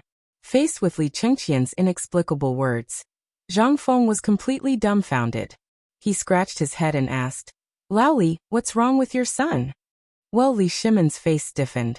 Did you want to do something to him just now? Zhang Feng was also dumbfounded. He asked with a face full of question marks, What? A blacksmith. Did you find a blacksmith for him? Li Shimon didn't want to say it, but he couldn't help it. That was not only his son, but also the crown prince of the Tang dynasty. He was also the face of the Tang dynasty. If people knew what happened today, wouldn't they laugh to death? Let's not talk about anything else. Just talk about this now. Do you really not understand? Alas! Li Shimon heaved a heavy sigh. Fengzi, just say it directly. What do you want to do? Don't you feel scared by what you're saying? No. It's quite good. Zhang Feng's words almost made Li Shimon go crazy. It's quite good? How is it good? It's so scary. Li Shimon was speechless. Fengzi, you're asking so many questions. What does it have to do with the famine? I think it has nothing to do with it at all. Let's talk about your porridge now. I think it's still possible. Zhang Feng spread his hands. I'm talking about the porridge now. And it's the most important thing of the porridge, pork. Pork. You can talk about pork if you want, but why are you talking about blacksmiths? And you're talking about eunuchs. How are you talking about pork? Li Shimon couldn't help but go crazy. Fengzi, speak properly. Oh, look at you. Don't you have any patience? I, Zhang Feng, can guarantee that you'll be so excited that you'll jump up and down. Do you believe it? And this, eunuch, although I know you feel uncomfortable now, you have to know that in the future, although you can't be compared to those dukes, at least you'll be richer than those businessmen. Do you believe it? What's this? This is a big deal falling from the sky. Speak properly. Li Shimon's face was as black as the bottom of a pot. Sun Simiao also couldn't listen to him. This guy looked okay, but why was his mouth full of the stench of money? Young friend, you've fallen behind. Although you're doing business for the sake of the academy, you can't be so full of the stench of money, right? Tell me first, how are you going to make this porridge? Sun Simiao was very tactful. This was the first time in his life that he was sitting on a cold bench after being here for half a day. Wherever he went, wasn't he treated as an honored guest? But here? He felt that he was superfluous. Zhang Feng also noticed Sun Simiao's impatience, so he said, Elder son, please calm down. I'm being rude, but don't worry. Wait, I really have something important to discuss with you. Zhang Feng got up, took a sip of tea and said, Everyone, I know that I've made you feel uncomfortable, but this is really a big deal for me. You all know that pork is smelly and smelly now.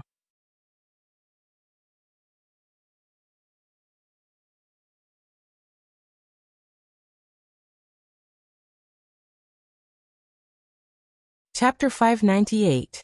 Li Shimon couldn't help but spit out a mouthful of tea. After waiting for so long, this was it? He thought that Zhang Feng had something unexpected, but he didn't expect him to say this. Pig. What did this mean? Fengzi, what do you mean? If you don't make it clear this, Li Shimon winked at Sun Simiao, whose face was gradually gloomy, and said. Seeing this, Zhang Feng hurriedly comforted Sun Simiao.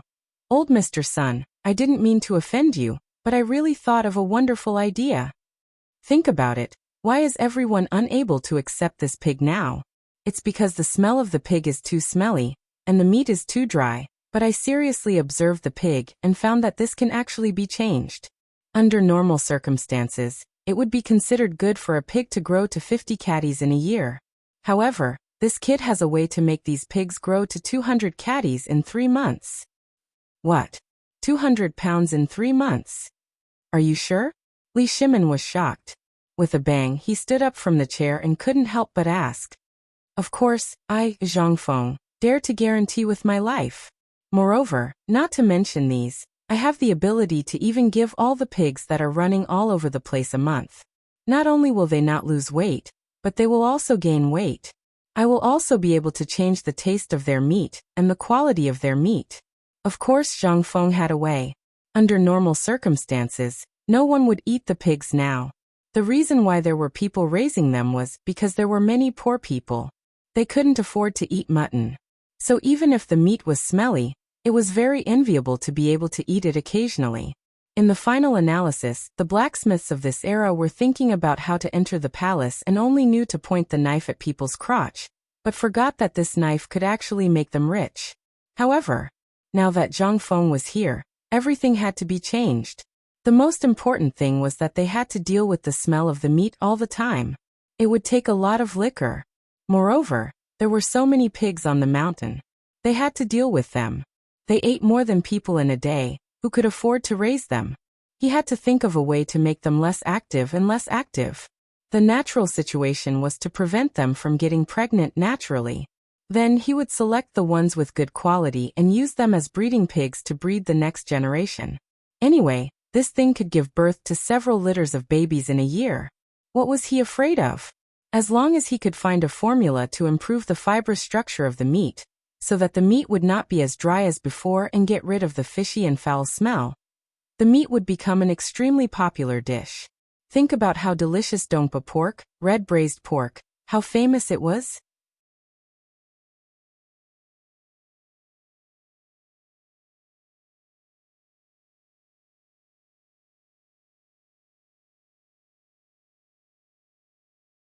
Chapter 599. After Sun Simiao agreed. Only then did Zhang Feng's heart fall back into his chest. This time, the big problem was completely solved. Now only the old eunuch was left. It was up to him whether he was willing to transfer the knife he had held for 30 years from a human to a pig. Zhang Feng couldn't help but turn around and look at the old eunuch. "Eunuch, may I know if you—" The old eunuch hurriedly stood up. "Prince Zhang, please speak." "Well, I just wanted to ask if you were willing to." "To be honest, I'm not willing to agree to this. It just feels disgusting. Prince Zhang, you should understand my difficulties." "Ahem." Li Shimin frowned slightly and coughed. The old eunuch was shocked and hurriedly shut up. Li Shimin said indifferently, "Since Zhang Feng has asked you to stay, then stay. Although it's a little different, don't worry. I'll add on to what Zhang Feng promised you. What do you think? This is a brilliant achievement for the Tang dynasty. Once this thing is successful, your name will go down in history. You have to think carefully." Li Shimin's words immediately made the old eunuch agree. "Prince Zhang, if that's the case, then I'll leave my body to you. No matter what you say, I won't hesitate." How could he not agree when the emperor had spoken? Was the discomfort in his heart more important?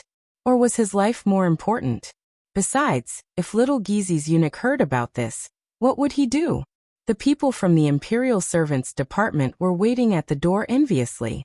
Seeing that the old eunuch agreed, Zhang Feng was overjoyed. When he went out to call for someone, he bumped into Old He, who was squatting at the door. He waved his hand and called Old He over. Old He, quickly prepare the barbecue and the ingredients. I'll cook it myself. Wait for Fengzi. Old He saluted Sun Simiao, then pulled Zhang Feng to the door and said, "This morning, there was a young man wandering around the door, but he didn't come in. He didn't eat the food I gave him, and insisted that he wanted to see you. Even Du Dabing didn't dare to force him. They were afraid that something would go wrong, so they asked me to come here and tell you when you finished." Zhang Feng was dumbfounded. "Who is it?" "I don't know." Old He shook his head, pointed to the mountain gate and said, "Why don't I ask someone to ask? If he has nothing to do, we can give him a few meters to send him down the mountain. However, this kid is wearing a scholarly robe full of patched scars. I don't know where he came from." Scholarly robes? Hearing this, Zhang Feng could not help but frown slightly. "Laoli, you guys take a seat first. I have something to do at the mountain gate. I'll be right back." As they spoke, Zhang Feng followed Old He and hurried to the entrance of the mountain. The imperial edict had been issued for a long time. However, none of the students had come.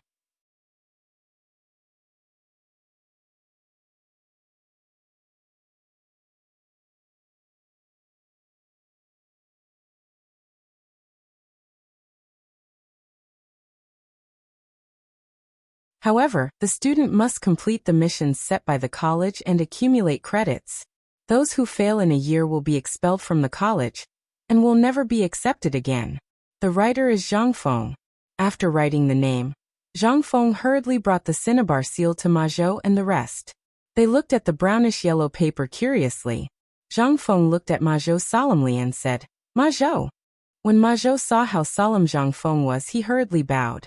Student Ma Zhou pays his respects to teacher. Today, under the witness of Huang Tian and everyone else, are you, Ma Zhou, willing to be under Zhang Feng's tutelage? Zhang Feng's solemn voice naturally attracted Li Shimin and the other two to come over to take a look.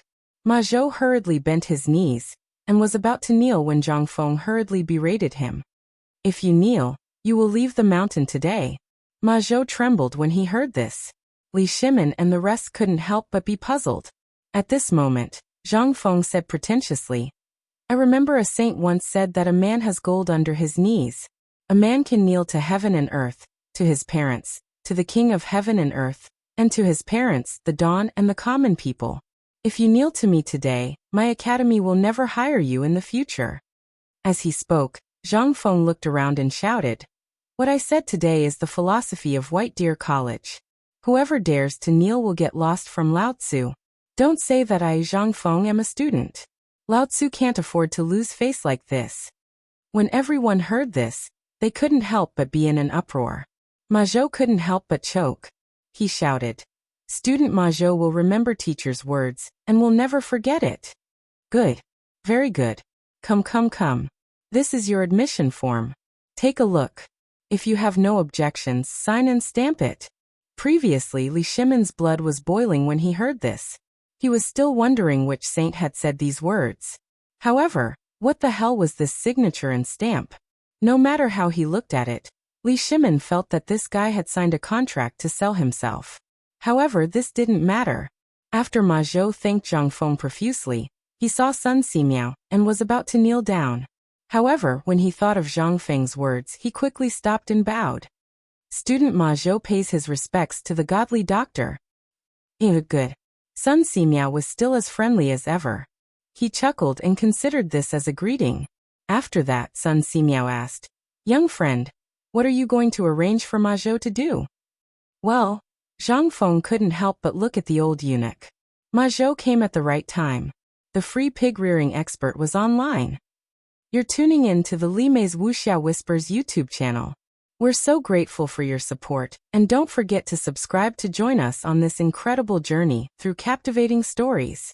Your generosity through donations truly makes a world of difference, as it's the primary source of revenue that allows me to expand and enhance this channel for you. Thank you from the bottom of my heart for being a part of this adventure.